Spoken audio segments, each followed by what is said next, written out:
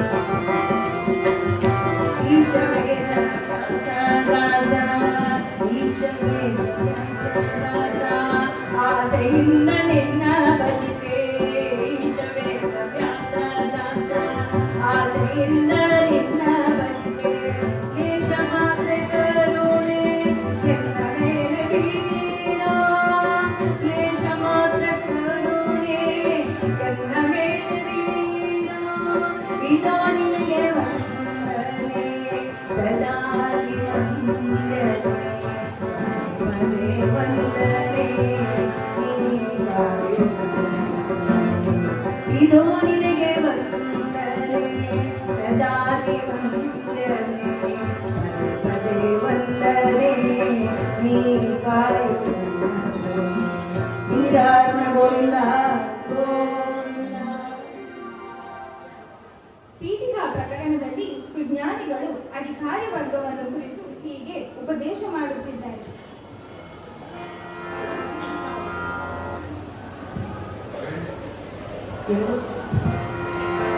ಉಡುಪಿ ಕೃಷ್ಣ ಒಡವಿ ಗೋಳಿಯ ಬಿಡದೆ ಉಡುಪಿ ಕೃಷ್ಣ ಒಡವಿ ಗೋಳಿಯ ಬಿಡದೆ ಅಡಿಗೆ ಕಡಲ ಶಯನ ಬಡವರನ್ನು ಬಿಡದೆ ಪೊರೆವ ಮೃಡನ ಸಕ್ಕರೆ ಕಡಲ ಶಯನ ಬಡವರನ್ನು ಬಿಡದೆ ಪೊರೆವ ಮೃಡನ ಸಕ್ಕರೆ ಉಡುಪಿ ಕೃಷ್ಣ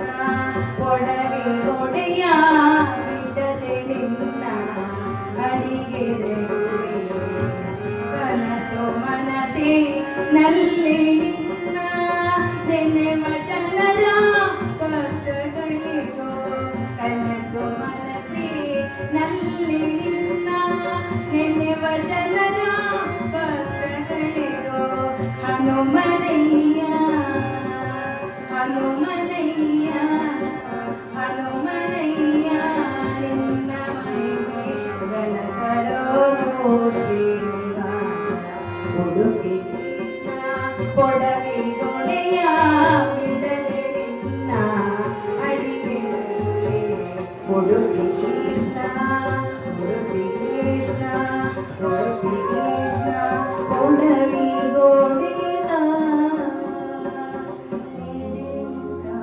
ಅಡಿಗೆಗಳಿಗೆ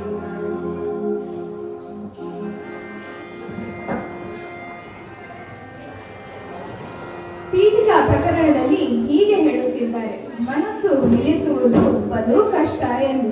ಪುರಂದರ ವಿಠಲನ ಚರಣದಿ ಹರಿದಾಡುವಂತಹ ಮನಸ್ಸನ್ನು ನಿಲ್ಲಿಸುವುದು ಬಲು ಕಷ್ಟ. ಮನಸ್ಸು ನಿಲ್ಲಿಸುವುದು ಬಲು ಕಷ್ಟ ಹರಿದಾಡುವಂತ ಮನಸ್ಸು ನಿಲ್ಲಿಸುವುದು ಬಲು ಕಷ್ಟ ಮನಸ್ಸು ನಿಲ್ಲಿಸುವುದು ಬಲು ಕಷ್ಟ ಕಾಶಿಗೆ ಹೋಗಲು ಬಹುದು ದೇಶ ತಿರುಗಲು ಬಹುದು ಕಾಶಿಗೆ ಹೋಗಲು ಬಹುದು ದೇಶ ತಿರುಗಲು ಬಹುದು ಆಸೆ ತೊಟ್ಟಂತೆ ಇರಲು ಬಹುದು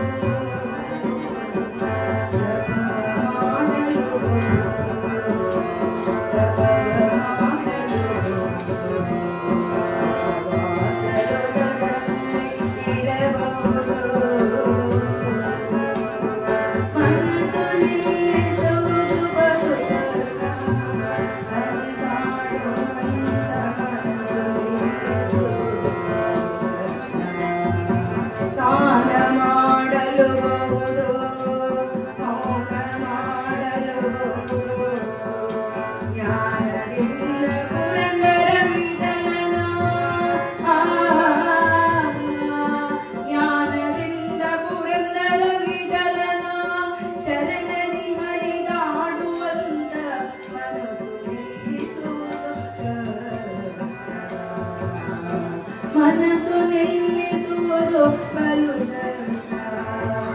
ಮನಸ್ಸು ನಿಲ್ಲಿಸುವುದು ಬಲು ಕಷ್ಟ ನಾರಾಯಣ ಗೋವಿಂದ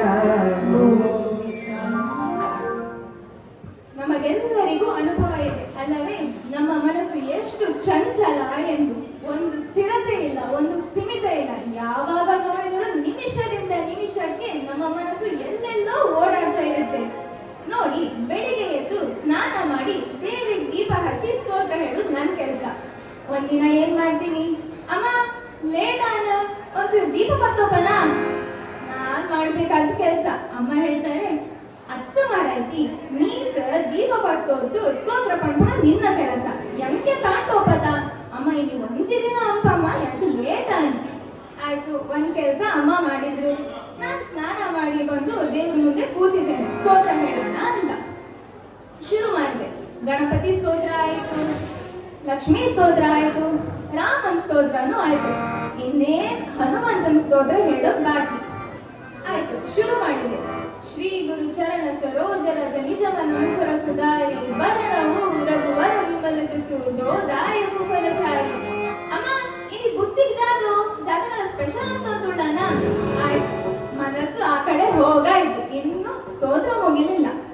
ಆಯ್ತು, ಜಯ ಹನುಮಾನ ಜ್ಞಾನ ಗುಣ ಸಾಗರ. ಅಮ್ಮ ಇನಿ ಲಿಂಬೆ ಶರ್ಬತ್ ಅಂದ್ಕೊಳವ ಎಂಬ ಕಾಫಿ ಪತ್ತು ಸಾಕಾನ.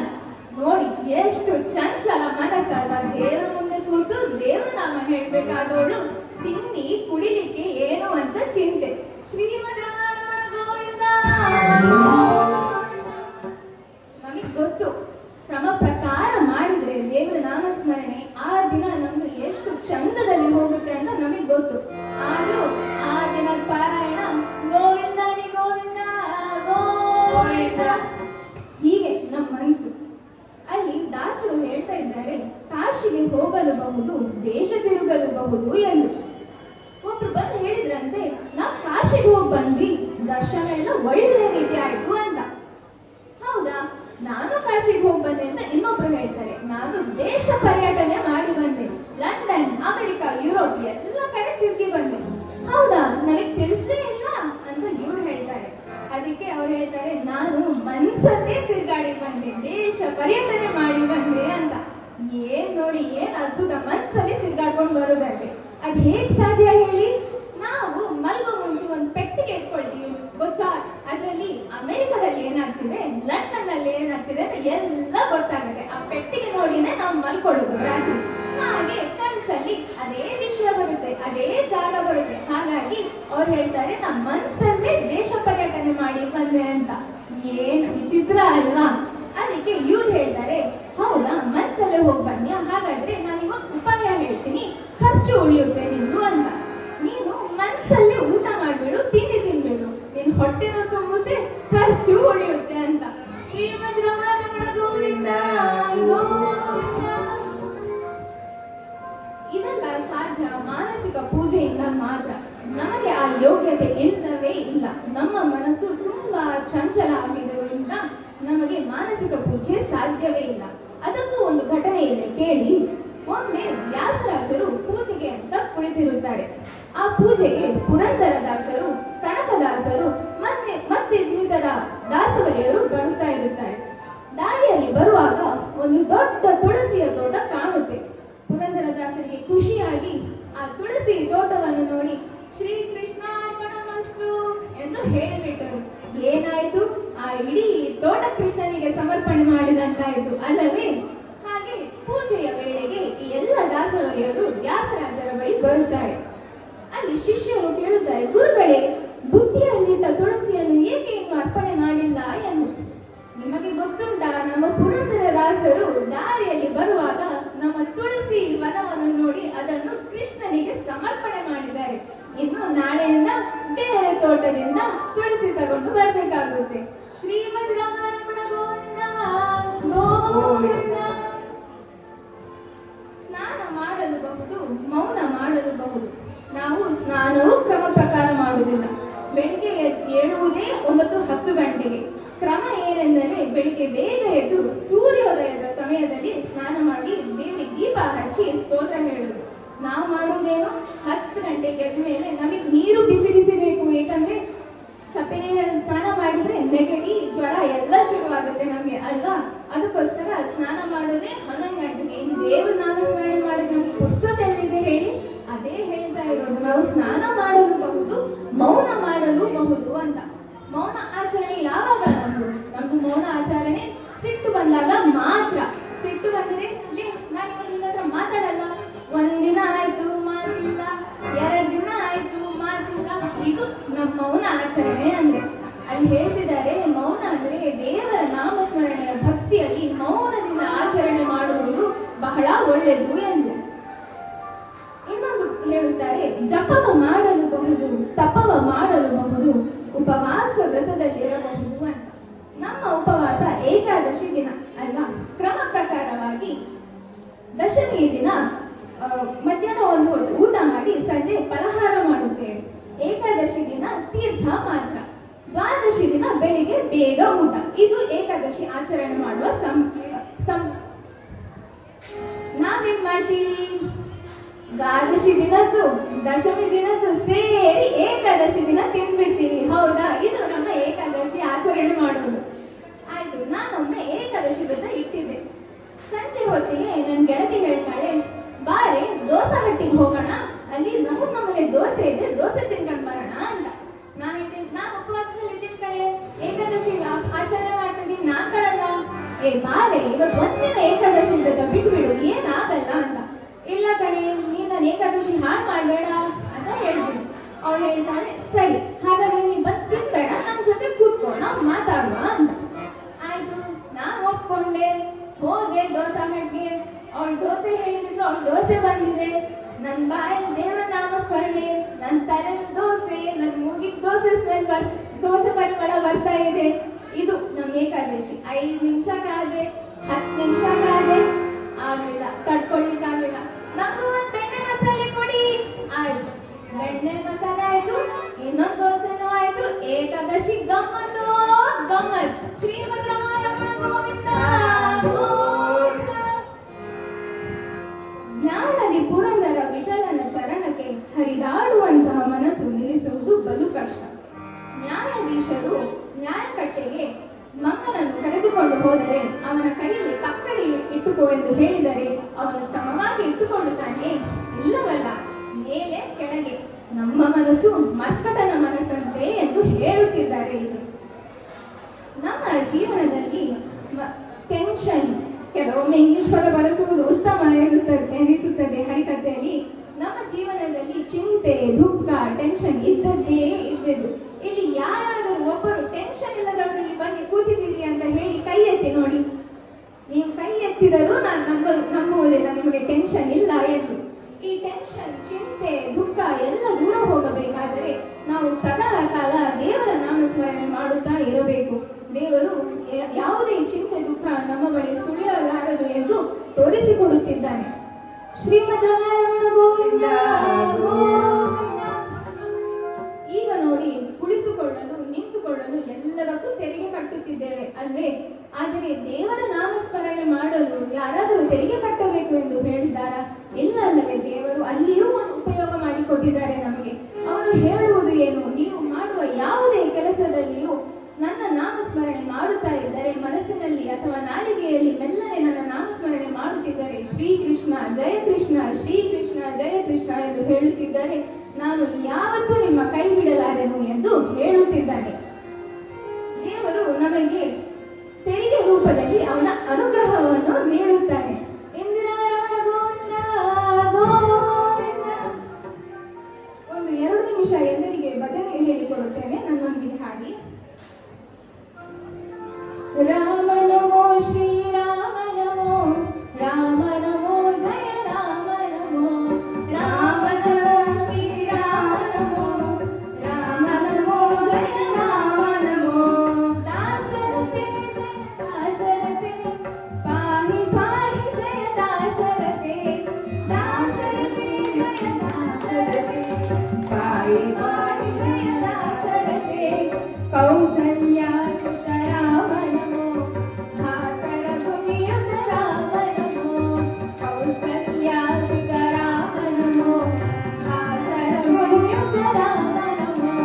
ಲೀಲಾಲೋಯುತ ರಾಮ ನಮೋ, ಬಾಲಭೂಪ ಶ್ರೀರಾಮ ನಮೋ, ಲೀಲಾಲೋಯುತ ರಾಮ ನಮೋ, ಬಾಲಭೂಪ ಶ್ರೀರಾಮ ನಮೋ.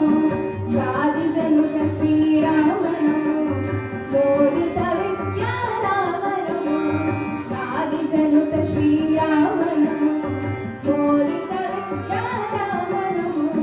ರಾಮ ನಮೋ ಜಯ ರಾಮ ನಮೋ, ರಾಮ ನಮೋ ಜಯ ರಾಮ ನಮೋ, ರಾಮ ನಮೋ ಶ್ರೀರಾಮ ನಮೋ, ರಾಮ ನಮೋ ಜಯ ರಾಮ ನಮೋ. ಶ್ರೀರಾಮ ಜಯ ರಾಮ ಜಯ ಜಯ ರಾಮ, ಶ್ರೀಕೃಷ್ಣ ಜಯ ಕೃಷ್ಣ ಜಯ ಜಯ ಕೃಷ್ಣ, ಶ್ರೀರಾಮ ಜಯ ರಾಮ ಜಯ ಜಯ ರಾಮ, ಶ್ರೀಕೃಷ್ಣ ಜಯ ಕೃಷ್ಣ ಜಯ ಜಯ ಕೃಷ್ಣ. ವಾಸುದೇವ ಜಯ ಗೋವಿಂದ, ಪದ್ಮನಾಭ ಜಯ ಗೋವಿಂದ, ವಾಸುದೇವ ಜಯ ಗೋವಿಂದ, ಪದ್ಮನಾಭ ಜಯ ಗೋವಿಂದ. ಉಡುಪಿಯ ಕೃಷ್ಣ ಗೋವಿಂದ, ಕೊಡವಿಗೊಡೆಯನೇ ಗೋವಿಂದ, ಉಡುಪಿಯ ಕೃಷ್ಣ ಗೋವಿಂದ, ಕೊಡವಿಗೊಡೆಯನೇ ಗೋವಿಂದ. ಶ್ರೀರಾಮ ಜಯ ರಾಮ ಜಯ ಜಯ ರಾಮ, ಶ್ರೀರಾಮ ಜಯ ರಾಮ ಜಯ ಜಯ ರಾಮ, ಶ್ರೀರಾಮ ಜಯ ರಾಮ ಜಯ ಜಯ ರಾಮ, ಶ್ರೀರಾಮ ಜಯ ಜಯ ರಾಮ. ಇಂದಿರಾ ರಮಣ ಗೋವಿಂದ ಗೋವಿಂದ. ಇನ್ನು ಇಲ್ಲಿಂದ ಕಥಾಭಾಗ ಆರಂಭ. ಇದು ಒಂದು ಖುಷಿಯ ಕಥೆ ಆಗಿದೆ. ಎಲ್ಲರೂ ಆನಂದಿಸಬೇಕು, ಸಂತೋಷದಿಂದ ಮನೆಗೆ ಹೋಗಬೇಕು. ದೇವರು ರಾಮ ಅವತಾರ, ಮತ್ಸ್ಯ ಅವತಾರ, ದಶಾವತಾರ ಎಲ್ಲ ಅವತಾರಗಳನ್ನು ತೋರಿಸಿಕೊಟ್ಟಿದ್ದಾನೆ ನಮಗೆ. ಅವನು ಏಕೆ ಅವತಾರಗಳನ್ನು ತೋರಿಸಿಕೊಡಬೇಕು? ದುಷ್ಟರನ್ನು ಸಂಹರಿಸಲು, ಶಿಷ್ಟರನ್ನು ರಕ್ಷಿಸಲು ಅಲ್ಲವೇ? ಅಂತಹ ಪರಮಾತ್ಮನ ಕಥೆ ಇದು. ನಮ್ಮ ಜೀವನದಲ್ಲಿ ಏನೆಲ್ಲ ಆಗುತ್ತದೆ ಆಗುತ್ತದೆ ಎಂದು ಈ ಕಥೆಯಲ್ಲಿ ತೋರಿಸಿಕೊಡುತ್ತಿದ್ದಾನೆ. ಸುರುವಿಗೆ ಕೇಳುವುದು, ನಾರದರಿದ್ದರೆ ಈ ಕಥೆಯಲ್ಲಿ ನಾರದರಿದ್ದರೆ ಈ ಕಥೆ ತುಂಬಾ ರುಚಿಕರವಾಗಿರುತ್ತೆ ಅಂತ. ಹೌದು, ಈ ಕಥೆಯಲ್ಲಿ ನಾರದರು ಇದ್ದಾರೆ. ನಾರದರು ಇಲ್ಲದೆ ಯಾವ ಕಥೆಯೂ ಅಷ್ಟು ಒಳ್ಳೆದಿರುವುದಿಲ್ಲ ಅಲ್ಲವೇ? ನಾರದರು ಈ ಕಥೆಯಲ್ಲಿ ಒಂದು ಮಹತ್ವಪೂರ್ಣವಾದ ಪಾತ್ರ ನಿಭಾಯಿಸುತ್ತಿದ್ದಾರೆ. ನಮ್ಮ ನಿಜ ಜೀವನದ ನಾರದರು ಹೇಗಿದ್ದಾರೆ ಹೇಳಿ? ಬೆಂಕಿ ಹಚ್ಚುವುದು, ಅಲ್ಲಿಂದ ಇಲ್ಲಿ, ಇಲ್ಲಿಂದ ಅಲ್ಲಿ ಎಲ್ಲ ವಿಷಯವನ್ನು ಆಚೆ ಈಚೆ ಮಾಡಿ ಬೆಂಕಿ ಹಚ್ಚಿ ಬಿಡುತ್ತಾರೆ ಅಲ್ಲವೇ? ಒಂದು ಕಥೆ ನೆನಪಿಗೆ ಬರುತ್ತದೆ. ಒಬ್ರು ನವ ದಂಪತಿಗಳು ಬೆಂಗಳೂರಿಗೆ ಹೋಗುತ್ತಾರೆ. ಅಲ್ಲಿ ಜೀವನ ಶುರು ಮಾಡೋಣ ಅಂತ. ಅಲ್ಲಿ ಒಂದು ಮನೆ ಬಾಡಿಗೆಗೆ ತಗೊಳ್ಳುತ್ತಾರೆ. ಆ ಮನೆಯ ವಾತಾವರಣ ಹೇಗಿದೆ ಎಂದು ನೋಡಿ ಒಳ್ಳೆದಿದೆ ಎಂದು ಮನೆ ಬಾಡಿಗೆ ತಗೊಳ್ಳುತ್ತಾರೆ. ಅಲ್ಲಿ ಆಚೆ ಈಚೆ ಇದ್ದವರಿಗೆಲ್ಲ ಇವರನ್ನು ನೋಡುವುದೇ ಆಯ್ತು. ಎಷ್ಟು ಚಂದದ ದಂಪತಿ, ಬೆಳಿಗ್ಗೆ ಎದ್ದು ಗಂಡ ಕೆಲಸಕ್ಕೆ ಹೋಗುವುದನ್ನೇ ನೋಡುವುದು, ಸಂಜೆ ಮನೆಗೆ ಬಂದ ಮೇಲೆ ಅವರಿಬ್ಬರು ತಿರುಗಾಡುವುದು, ಇದೇ ಪರಿಪಾಠ. ದಿನಾ ತಿರುಗಬೇಕು ಅವರಿಗೆ ಸಂಜೆ. ನಾವು ಮಾಡುವುದು ಹಾಗೆ ಅಲ್ಲವೇ? ಮದುವೆ ಆಗಿದೋ ಇಲ್ಲವೋ ಮರುದಿನ ಎಲ್ಲಿಗಾದರೂ 20 ದಿನ ಪರಾರಿ ಆಗುವಂತ ಟಿಕೆಟ್ ಬುಕ್ ಮಾಡ್ಬಿಡ್ತೀವಿ. ಹೌದಾ? ಅದು ತಲೆ ಬಿಸಿ ಬೇಡ. ಅವರ ಮನೆ, ಇವರ ಮನೆ, ನೆಂಟಸ್ಥರ ಮನೆ, ಅಲ್ಲಿ ಇಲ್ಲಿ ಅವರಿಗೆ ಹೋಗ್ತಿದ್ರೆ ಬೇಜಾರಾಗುತ್ತೆ, ಇವ್ರ ಮನೆಗೆ ಹೋಗ್ತಿದ್ರೆ ಬೇಜಾರಾಗುತ್ತೆ ಅಂತ ತಲೆ ಬಿಸಿನೇ ಬೇಡ ಅಂತ 20 ದಿನ ದೂರ ಎಲ್ಲಿಯಾದ್ರೂ, ಹತ್ತಿರ ಇದ್ದರೆ ವಾಪಸ್ ಬರಬೇಕಾಗುತ್ತೆ ಅಲ್ವಾ? ಹಾಗಾಗಿ 20 ದಿನ ಎಲ್ಲಿಯಾದ್ರೂ ದೂರ ಹೋಗಿ ಬಿಡೋಣ ಅಂತ ಇವರು ಮಾಡುವುದು ಅಷ್ಟೇ. ಇವರು ಎಲ್ಲರ ಮನೆಗೆ ಹೋಗಿ ಬಂದಿರುತ್ತಾರೆ. ಇಲ್ಲಿ ಅವರ ಜೀವನ ಆರಂಭ ಮಾಡಲು ಪ್ರಾರಂಭಿಸುತ್ತಾರೆ. ಆದರೆ ಅವರ ಮನೆಯ ಮುಂದೆ ಮೇಲಿನ ಮಹಡಿಯಲ್ಲಿ ಒಬ್ಬ ಅವಿವಾಹಿತ ಇರುತ್ತಾನೆ. ಅವನಿಗೆ ಇವರನ್ನು ಕಂಡರೆ ಹೊಟ್ಟೆ ಕಿಚ್ಚು. ಎಷ್ಟು ಚಂದದಲ್ಲಿದ್ದಾರೆ ಇವರು, ಹೆಂಡತಿ ಅಂದರೆ ಹೀಗೆ ಇರಬೇಕಪ್ಪ, ಇವರ ನಡುವೆ ಏನಾದರೂ ಕಟಿಪಿಟಿ ತಂದಿರಬೇಕಲ್ಲವೇ ಎಂದು ಯೋಚನೆ ಮಾಡುತ್ತಿದ್ದ. ಅವನು ಉಪಾಯ ಮಾಡಿದ. ಮರುದಿನ ಬೆಳಿಗ್ಗೆ ಗಂಡ ಕೆಲಸಕ್ಕೆ ಹೋದ ಮೇಲೆ ಇವನು ಆ ಮನೆಗೆ ಹೋಗುತ್ತಾನೆ. ಅಲ್ಲಿ ಆ ಹೆಂಗಸತ್ರ ಹೇಳುತ್ತಾನೆ, ಮೇಡಮ್, ಒಂದು ವಿಷಯ ಹೇಳುತ್ತೇನೆ, ಬೇಜಾರು ಮಾಡಿಕೊಳ್ಳಬೇಡಿ. ನೀವು ಅದು ನಿಜವೋ ಅಲ್ಲವೋ ಅಂತ ನೀವೇ ಪರೀಕ್ಷೆ ಮಾಡಿಕೊಳ್ಳಿ. ನಿಮ್ಮ ಗಂಡ ನಾಯಿ ತರ ಅಲ್ಲವೇ? ಯಾವುದ್ಯಾವುದೋ ಹೆಣ್ಣುಗಳ ಹಿಂದೆ ಹೋಗುತ್ತಾನೆ. ನೀವು ಪರೀಕ್ಷೆ ಮಾಡಿ ನೋಡಿ ರಾತ್ರಿ ಹೊತ್ತು ಏನ್ ಮಾಡುತ್ತಾನೆ ಎಂದು. ಅದಕ್ಕೆ ಇವಳು ಕೇಳುತ್ತಾಳೆ, ನಿನಗೆ ಹೇಗೆ ಗೊತ್ತಯ್ಯ ನನ್ನ ಗಂಡನ ಬಗ್ಗೆ ಅಂತ. ಅದಕ್ಕೆ ಅವನು ಹೇಳುತ್ತಾನೆ, ನನಗೆ ದೇವರು ಒಂದು ಗುಣ ಕೊಟ್ಟಿದ್ದಾನೆ. ಯಾರ ಮುಖ ನೋಡಿಯೂ ಅವರ ಸ್ವಭಾವವನ್ನು ನಾನು ಹೇಳಬಲ್ಲೆ. ಆದ್ರೂ ನೀವು ಪರೀಕ್ಷೆ ಮಾಡಿ ನೋಡಿ, ನಾನು ಹೇಳಿದ್ದಾನೆ ನಂಬೇಡಿ ಅಂತ ಹೇಳುತ್ತಾನೆ. ಆಯ್ತು. ಆ ದಿನ ಹೆಂಡತಿಗೆ ಊಟ ಸೇರಲ್ಲ. ಇಡೀ ದಿನ ತಲೆ ಬಿಸಿ. ಸಂಜೆ ಹೊತ್ತಿಗೆ ಇವನು ಆ ಗಂಡನನ್ನು ಹುಡುಕಿಕೊಂಡು ಹೋಗುತ್ತಾನೆ. ಹೋಗಿ ಸಿಕ್ಕಿ ಪರಿಚಯ ಮಾಡಿಕೊಂಡು ನಾವೆಲ್ಲರೂ ಸುತ್ಕೊಂಡು ಬರೋಣ ಅಂತ ಹೇಳುತ್ತಾನೆ. ಆ ಗಂಡ ಹೆಂಡತಿಗೆ ಕರೆ ಮಾಡಿ, ಇವತ್ತು ಒಂದಿನ ಹೊರಗಡೆ ಹೋಗೋದು ಬೇಡ ಕಣೆ, ಇವತ್ತು ನೀನ್ ಏನ್ ಬೇಕಿದ್ರು ಮಾಡ್ಕೊಂಡು ತಿನ್ಕೋ, ಇಲ್ಲಾಂದ್ರೆ ಹೇಳು, ನಾನು ತಗೊಂಡ್ ಬರ್ತೀನಿ, ನನ್ನ ಸ್ನೇಹಿತ ಸಿಕ್ಕಿದ್ದಾನೆ, ನಾವೊಂದು ಸ್ವಲ್ಪ ತಿರ್ಗಾಡ್ಕೊಂಡು ಬರ್ತೀವಿ ಅಂತ ಹೇಳ್ತಾನೆ. ಇವಳಿಗೆ ಆಶ್ಚರ್ಯ ಆಯ್ತು, ಇಷ್ಟು ದಿನ ಬಂದವರು ಇವತ್ತು ಯಾಕೆ ಬರ್ತಾ ಇಲ್ಲ ಅಂತ. ಆಯ್ತು ಅಂತ ಹೇಳಿ ಅವರು ತಿರ್ಗಾಡಲು ಹೋಗುತ್ತಾರೆ. 2 ಗಂಟೆ ನಂತರ ವಾಪಸ್ ಬರಬೇಕಿದ್ದಾರೆ. ಆ ಸ್ನೇಹಿತ ಹೇಳುತ್ತಾನೆ, ನಾನು ನಿಮ್ಮೊಂದು ವಿಷಯ ಹೇಳ್ತೀನಿ, ನಾನು ನಿನ್ನ ಹೆಂಡತಿನ ಎಲ್ಲೋ ನೋಡಿರ್ಬೇಕು. ಯಾಕಂದ್ರೆ ಅವಳು ನೋಡಿದ್ರೆ ನನಗೆ ಹೋದ ಜನ್ಮದಲ್ಲಿ ಉಪ್ಪಾರನ ಮಗಳಾಗಿದ್ಲು ಎಂದು ಅನಿಸುತ್ತದೆ. ಉಪ್ಪಾರನ ಮಗಳು ಅಂದ್ರೆ ಉಪ್ಪು ಮಾರುವವನ ಮಗಳಾಗಿದ್ಲು ಎಂದು ಅನಿಸುತ್ತದೆ. ಆ ಸ್ವಭಾವ ಅವರ ರಕ್ತಗತವಾಗಿ ಬಂದಿರುತ್ತೆ. ಹೋದ ಜನ್ಮದಲ್ಲಿ ಆಗಿದ್ದವರು ಈ ಜನ್ಮದಲ್ಲಿಯೂ ಸ್ವಲ್ಪವಾದ್ರೂ ಆ ಸ್ವಭಾವ ಬಂದಿರುತ್ತೆ. ನೀನು ಪರೀಕ್ಷೆ ಮಾಡಿ ನೋಡು, ರಾತ್ರಿ ಹೊತ್ತಿಗೆ ಅವಳು ಏನೇನ್ ಮಾಡುತ್ತಾಳೆ ಅಂತ ಪರೀಕ್ಷೆ ಮಾಡಿ ನೋಡು. ಆದ್ರೂ ನಾವಿಬ್ರು ಸ್ನೇಹಿತರಾಗಿ ಇರೋಣ. ಗಂಡನೂ ಕೇಳ್ತಾನೆ, ನಿಂಗೆ ಹೇಗಯ್ಯ ಗೊತ್ತಾಯ್ತು ನನ್ನ ಹೆಂಡತಿ ಹಾಗಂತ?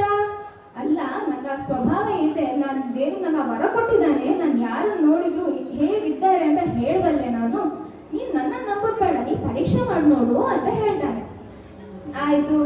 ರಾತ್ರಿ ಮನೆಗೆ ಬಂದಿದ್ದಾನೆ ಗಂಡ. ಇಬ್ರು ಊಟ ಮಾಡಿ ನಿದ್ದೆ ಮಾಡಕ್ ಹೋಗಿದ್ದಾರೆ. ಅದೇ ನಿದ್ದೆ ಬರ್ತಾ ಇಲ್ಲ. ಇಬ್ರು ಕಾಯೋದು, ಗಂಡ ಮಲಗ್ತಾನೆ ಅಂತ ಹೆಂಡತಿ ಮಲಗ್ತಾಳೆ ಅಂತ ಗಂಡ ಕಾಯೋದು. ಆಯ್ತು. ಮಧ್ಯರಾತ್ರಿ ಆಯ್ತು. ಹೆಂಡತಿ ಅನ್ಕೋತಾಳೆ, ನಾನೀಗ ನಟನೆ ಮಾಡದಿದ್ರೆ ನನ್ಗೆ ಇವತ್ತು ಪರೀಕ್ಷೆ ಮಾಡಕ್ಕಾಗಲ್ಲ ಅಂತ. ಆಯ್ತು. ನಟನೆ ಮಾಡ್ತಾಳೆ, ಮಲ್ಗೋ ನಟನೆ. ಗಂಡನೂ ನಾಟಕ ಮಾಡ್ತಾನೆ, ಗೋರಕ್ಕೆ ಹೊಡಿಲಿಕ್ಕೆ ಶುರು ಮಾಡ್ತಾನೆ. ಹೆಂಡತಿ ಗೊತ್ತಾಗುತ್ತೆ, ಇವ್ರು ಮಲಗಿದ್ದಾರೆ, ಇನ್ನು ನಾನು ನನ್ನ ಪರೀಕ್ಷೆ ನಡೆಸಬಹುದು ಅಂತ. ಅವಳು ಹೋಗಿ ಅವನ ಕೈಯನ್ನು ನೆಕ್ಕುತ್ತಾಳೆ. ಈ ಗಂಡನಿಗೆ ಸಿಟ್ಟು ಬಂದು, ಛೀ, ಥು, ನಾಯಿ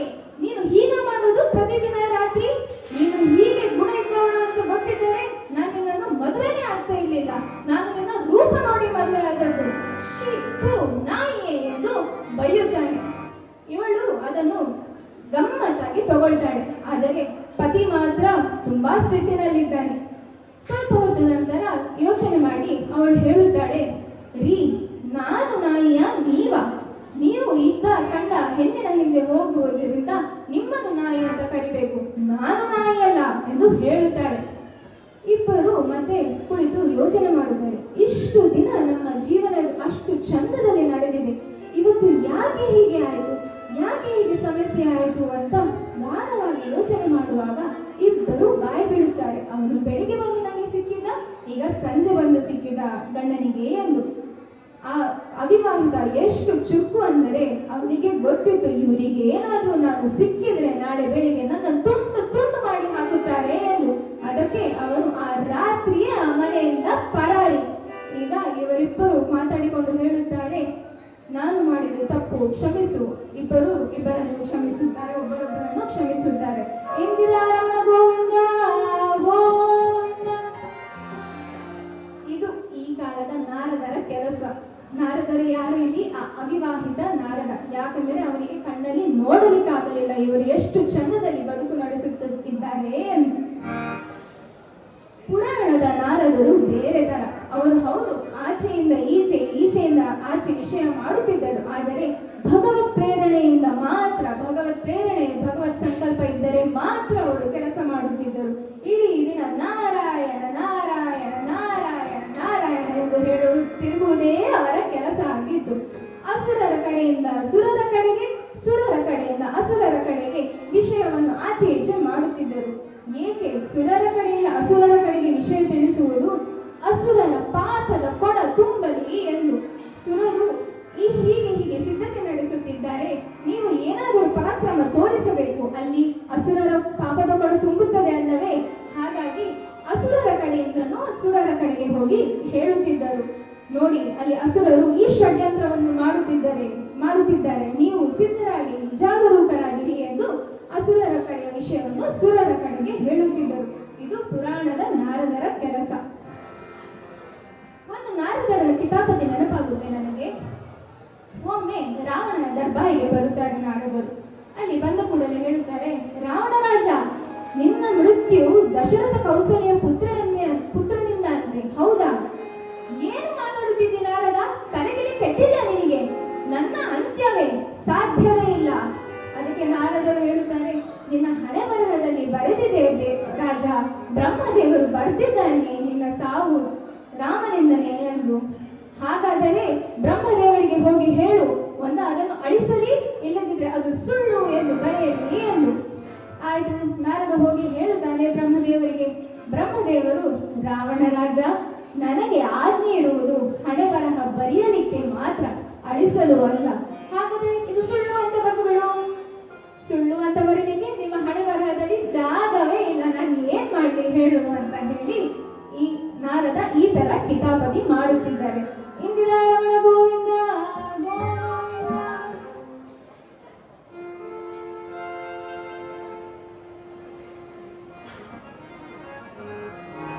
ನಾರದರು ತ್ರಿಲೋಕ ಸಂಚಾರಿ. ಅವರನ್ನು ಪ್ರೀತಿಯಿಂದ ಕಲಹ ಪ್ರಿಯ ಎಂದು ಕರೆಯುತ್ತಿದ್ದರು. ಕ ಅಂದರೆ ಕಮಲನಾಭ ಅಂದರೆ ಬ್ರಹ್ಮ, ಲ ಅಂದರೆ ಲಕ್ಷ್ಮಿ ವಿಷ್ಣುವಿನ ಹೆಂಡತಿ, ಹ ಅಂದರೆ ಹರ ಶಿವ. ಮೂವರಿಗೂ ಬೇಕಾದವರು ನಾರದರು. ಅವರ ಆಜ್ಞೆಯಂತೆ, ನಾರಾಯಣನ ಆಜ್ಞೆಯಂತೆ ಇಡೀ ತ್ರಿಲೋಕವನ್ನು ಸಂಚರಿಸುತ್ತಿದ್ದರು.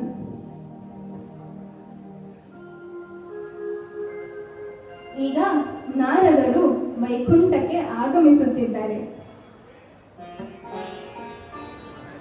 ನಾರಾಯಣ ನಮೋ ನಾರಾಯಣ, ನಾರಾಯಣ ಶ್ರೀಮನ್ನಾರಾಯಣ, ನಾರಾಯಣ ನಮೋ ನಾರಾಯಣ, ನಾರಾಯಣ ಶ್ರೀಮನ್ನಾರಾಯಣ. ಜನ್ಮಾದಿ ಕಾರಣ ನಾರಾಯಣ, ಪೂರ್ಣ ವಿಫಲ ಸುಖ ಜ್ಞಾನ ಸ್ವರೂಪ. ಜನ್ಮಾದಿ ಕಾರಣ ನಾರಾಯಣ, ಪೂರ್ಣ ವಿಮಲ ಸುಖ ಜ್ಞಾನ ಸ್ವರೂಪ.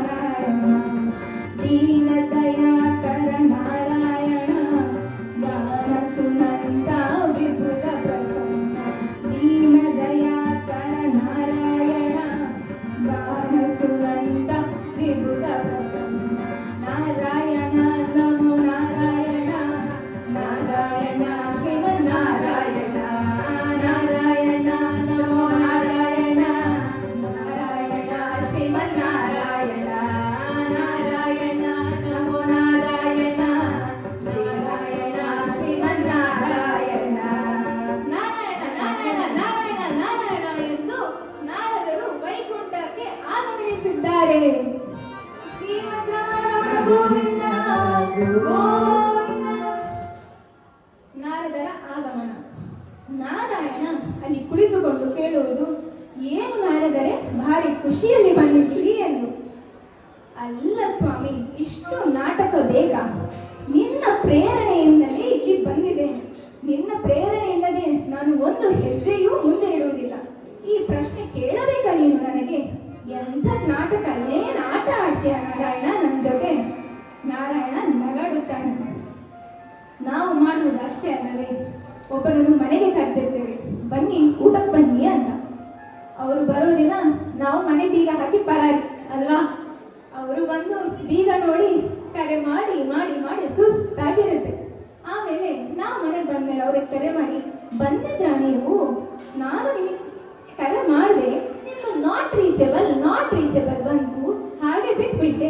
ನಮಗೊಂದು ಪಕ್ಕದ ಒಂದು ಕಾರ್ಯಕ್ರಮಕ್ಕೆ ಹೋಗ್ಬೇಕಿತ್ತು, ಹಾಗೆ ಹೋಗ್ಬಿಟ್ವಿ ನಾವು ಅಂತ. ಇವ್ರು ಅನ್ಕೋತಾರೆ, ಇವ್ರನ್ನ ನಂಬಿ ಬಂದ್ರೆ ನಮಗೆ ರೂಮೇ ಗತಿ, ನಮ್ಮ ಹಣ ಖರ್ಚಾಗತ್ತೆ, ಹೀಗ್ ಮಾಡೋದು ಬೇಡ, ಇನ್ ಮುಂದೆ ಬರೋದೇ ಬೇಡ ಅಂತ. ಶ್ರೀಮದ್ರಮಣ ಗೋವಿಂದ ಗೋವಿಂದ. ನಾವು ಹೀಗೆ ಮಾಡುವುದು, ನಮ್ಮ ಜೀವನದಲ್ಲಿಯೂ ಹೀಗೆ ಆಗಿರುತ್ತೆ. ಹಾಗೆ ನಾರಾಯಣವರು ಕೇಳುತ್ತಾರೆ, ಏಕೆ ಬಂದಿರಿ ನಾರದರೆ ಎಂದು. ನೋಡಿ, ಈ ಕಥೆ ತುಂಬಾ ಖುಷಿಯ ಕಥೆ, ಆನಂದಿಸಿ ನೀವು. ದೇವರು ದಶಾವತಾರವನ್ನು ತಾಳುತ್ತಾನೆ. ಅವನಿಗೆ ಪ್ರಯೋಜನ ಏನಿದೆ ಅದರಲ್ಲಿ? ಅವನು ಇಲ್ಲಿ ತೋರಿಸಿಕೊಡುವುದು, ಅವನು ಯಾವತ್ತೂ ಅವನ ಭಕ್ತರ ಕೈಯನ್ನು ಬಿಡುವುದಿಲ್ಲ ಎಂದು ತೋರಿಸಿಕೊಡುತ್ತಿದ್ದಾನೆ. ಅದಕ್ಕೆ ದಶಾವತಾರವನ್ನು ತಾಳಿ ದುಷ್ಟರನ್ನು ಸಂಹರಿಸಿ ಶಿಷ್ಟರನ್ನು ರಕ್ಷಿಸುತ್ತಿದ್ದಾನೆ. ಇದನ್ನೇ ಈ ಕಥೆಯಲ್ಲಿ ತೋರಿಸಿಕೊಡುತ್ತಿದ್ದಾರೆ. ಶ್ರೀಹರಿ ಈಗ ಕೇಳುತ್ತಾನೆ ನಾರದರಲ್ಲಿ, ನಾರದರೇ, ಸ್ವರ್ಗಲೋಕಕ್ಕೆ ಹೋಗಿ ಬಂದಿರಾ? ಅಲ್ಲ ಸ್ವಾಮಿ, ನೀನ್ ಆಟ ಆಡ್ಬೇಡ ನನ್ನ ಜೊತೆ, ಆಯ್ತಾ? ನೀನೇ ಇಲ್ಲಿ ಕರೆ ತಂದೆ, ಇವಾಗ ಕೇಳ್ತೀಯ ಸ್ವರ್ಗಲೋಕಕ್ಕೆ ಹೋಗಿ ಬಂದ್ಯಾ ಅಂತ. ಏನ್ ಅನ್ಕೊಂಡಿದ್ಯಾ ನನ್ನನ್ನು? ನೀನ್ ಪ್ರೇರಣೆ ಮಾಡಿದ್ರೆ ತಾನೇ ಮಾತ್ರ ನಾನು ಹೋಗಿ ಬರೋದು ಸ್ವರ್ಗಲೋಕಕ್ಕೆ. ಆಯ್ತು, ನೀನೀಗ ಹೇಳಿದೆಲ್ಲ, ನಂಗಂತೂ ಕುತೂಹಲ ತಡ್ಕೊಳ್ಲಿಕ್ಕೆ ಆಗ್ತಾ ಇಲ್ಲ. ನಾನು ಹೋಗಿ ನೋಡಿ ಬರ್ತೇನೆ ಏನಾಗ್ತಿದೆ ಸ್ವರ್ಗಲೋಕದಲ್ಲಿ ಅಂತ. ನಮ್ಮ ಜೀವನದಲ್ಲೂ ಹಾಗೆ ಯಾರಾದ್ರೂ ಬಂದು, ಆ ಸಿನಿಮಾ ತುಂಬಾ ಚಂದ ಇದೆಯಪ್ಪ, ಒಂದಲ್ಲ 2 ಸಲ 10 ಸಲ ನೋಡ್ಬೋದು ಅಂತ ಹೇಳಿರ್ತಾರೆ. ನಾವು ಮಾರನೇ ದಿನನೇ ಹೋಗಿ ನೋಡ್ ಬರ್ತೀವಿ, ಹೌದಾ? ನೋಡ್ಲಿಕ್ಕೆ ಹೋದ್ರೆ ಆ ಸಿನಿಮಾ ಅಷ್ಟು ಒಂಚೂರು ಒಳ್ಳೇದಿರುವುದಿಲ್ಲ. ಇವ್ರು ಅನ್ಕೋತಾರೆ, ಆಯ್ತು ನನ್ ದುಡ್ಡಂತೂ ಖರ್ಚಾಯ್ತು, ಇವ್ರ ದುಡ್ಡು ಖರ್ಚು ಮಾಡ್ಬಿಟ್ಟೆ ನಾನು ಅಂತ. ಬಂದ್ರೆ ಆಮೇಲೆ ಬಂದು ಬೈತಾರಲ್ಲ, ಆಗ ಖರ್ಚಾಗಿರುತ್ತೆ ಅಲ್ಲ ಹಣ ಅಂತ. ಶ್ರೀಮದ್ರಮಣ ಗೋವಿಂದ ಗೋವಿಂದ. ಆಯ್ತು, ಈಗ ನಾರದರಿಗೆ ಕುತೂಹಲ ತಡ್ಕೊಳ್ಳಿಕ್ಕಾಗ್ತಾ ಇಲ್ಲ. ಅವರು ಸೀದಾ ಸ್ವರ್ಗಲೋಕಕ್ಕೆ ಬಂದಿದ್ದಾರೆ. ಅಲ್ಲಿ ನೋಡಿದರೆ ವಸಂತ ಕಾಲದ ಮಹೋತ್ಸವ. ವಸಂತ ಕಾಲದ ಮಹೋತ್ಸವದಲ್ಲಿ ಏನಾಗುತ್ತೆ ಹೇಳಿ? ಎಲ್ಲ ದಂಪತಿಗಳು, ದೇವರು ದೇವತೆಗಳು, ಗಂಡ ಹೆಂಡತಿಯ ಎಲ್ಲರೂ ಸುಖದಲ್ಲಿ ಆನಂದದಲ್ಲಿ ಸಮಯ ಕಳೆಯುವಂತಹ ಮಹೋತ್ಸವ. ಅಲ್ಲಿ ಪ್ರಾಣಿ ಪಕ್ಷಿಗಳನ್ನು ಬಿಡದೆ ಎಲ್ಲರೂ ಸುಖದಿಂದಿದ್ದಾರೆ, ಎಲ್ಲರೂ ಆನಂದಿಸುತ್ತಿದ್ದಾರೆ. ಅದುವೇ ವಸಂತ ಕಾಲದ ಮಹೋತ್ಸವ. ಅಲ್ಲಿ ನೆರೆದಿರುವವರು ಎಲ್ಲರೂ ನೋಡಿದರು. ಈ ನಾರದರು ಬ್ರಹ್ಮಚಾರಿ, ಇವರಿಗೆ ಏನ್ ಕೆಲಸ, ಯಾಕೆ ಬಂದಿದ್ದೀವರು ಅಂತ ಎಲ್ಲರೂ ಮಾತನಾಡ್ಕೊಳ್ತಿದ್ದಾರೆ. ನಾರದರು ಬಂದರು ಏನಾದರೂ ಕಿತಾಪತಿ ಮಾಡುತ್ತಾರೆ, 100% ಏನಾದರೂ ಕಿತಾಪತಿ ಮಾಡುತ್ತಾರೆ ಎಂದು ತಿಳ್ಕೊಳ್ತಾರೆ. ಅಲ್ಲಿ ನೋಡಿದರೆ ಯಾರಿಗೆ ಅಗ್ರಪೂಜೆ? ಮನ್ಮಥನಿಗೆ ಅಗ್ರಪೂಜೆ. ಮಣ್ಣು ಮೆತ್ತ ಅಲ್ಲ, ಮನ್ಮಥ. ನಮ್ಮಲ್ಲಿ ಕೆಲವರು ಹೇಳುವುದುಂಟು, ನನ್ನ ಮಗ ನೋಡ್ಲಿಕ್ಕೆ ಮನ್ಮಥನಂತೆ ಅಂತ. ಮನ್ಮಥ ಅಲ್ಲ, ಎಷ್ಟು ಮಣ್ಣು ಮೆತ್ತಿದರು, ಎಷ್ಟು ಕೆತ್ತನ ಮಾಡಿದರು, ಮನ್ಮಥನ ಹತ್ತಿರ ಬರಲಿಕ್ಕಿಲ್ಲ ಅಂತ ಹಾಗೆ ಹೇಳುತ್ತಾರೆ.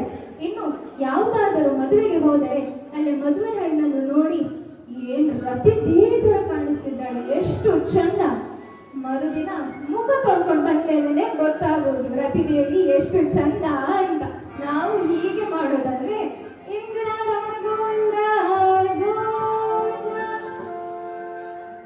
ಮನ್ಮಥನಿಗೆ ಅಗ್ರಪೂಜೆ. ಎಲ್ಲರಿಗೂ ಸಿಟ್ಟು ಬರುತ್ತಾ ಇದೆ. ಅಲ್ಲಿ ನೆರೆದಿರುವ ಬ್ರಹ್ಮಚಾರಿಗಳೆಲ್ಲರಿಗೂ ಹೋಗಿ ಹೋಗಿ ಮನ್ಮಥನಿಗೆ ಅಗ್ರಪೂಜೆ, ದೇವೇಂದ್ರನಿಗೆ ತಲೆಗೆ ಕೆಟ್ಟದೆ,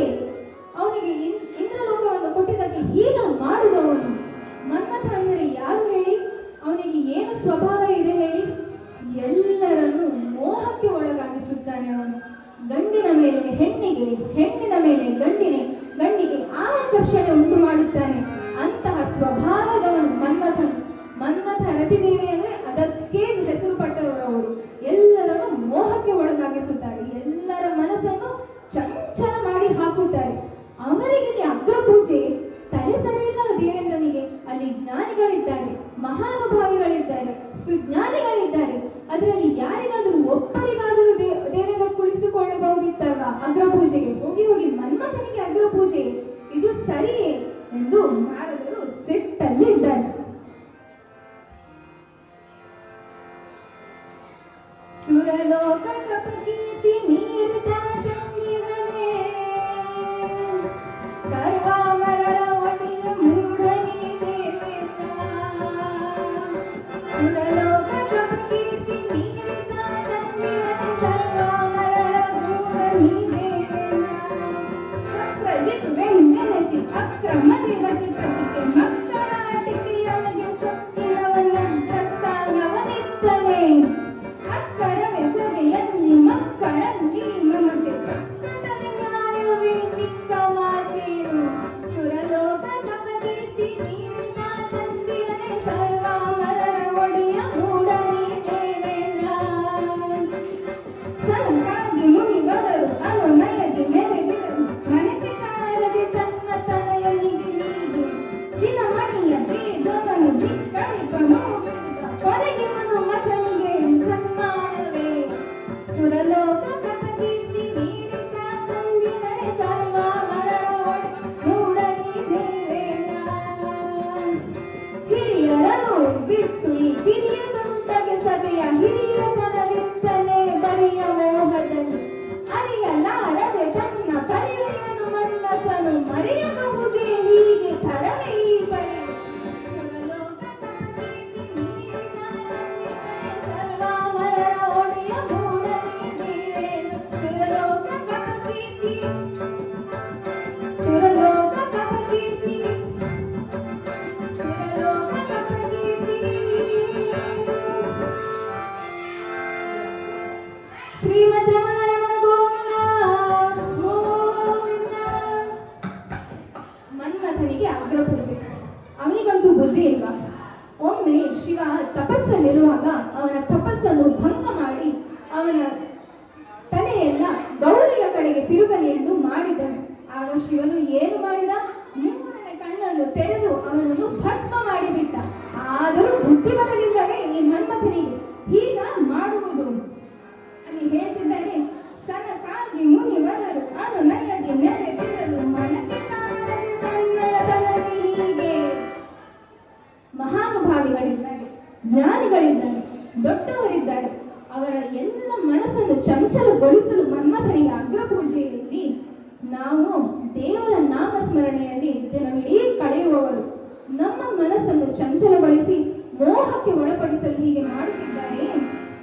ಮನ್ಮಥ ಅಲ್ಲಿ ನಗಾಡುತ್ತಿದ್ದಾನೆ ಈ ಮಾತುಗಳನ್ನೆಲ್ಲ ಕೇಳಿ. ಅಲ್ಲಿ ಬಂದಿರುವವರು ಎಲ್ಲರೂ ನಾರದರನ್ನು ಕೇಳುತ್ತಾರೆ, ಇಂದ್ರನೇನು ವಸಂತೋತ್ಸವವೆಂದು ಅಗ್ರ ಪೂಜೆಗೆ ಕರೆದರೆ ನೀನ್ ಯಾಕಯ್ಯೋ ಒಪ್ಪಿಕೊಳ್ಬೇಕಿತ್ತು? ನೀ ಯಾಕೆ ಬಂದೆ? ನಿನಗೇನು ಅಧಿಕ ಪ್ರಸಂಗ ಇಲ್ಲಿ ಅಂತ ಕೇಳುತ್ತಿದ್ದಾರೆ ನಾರದರಿಗೆ.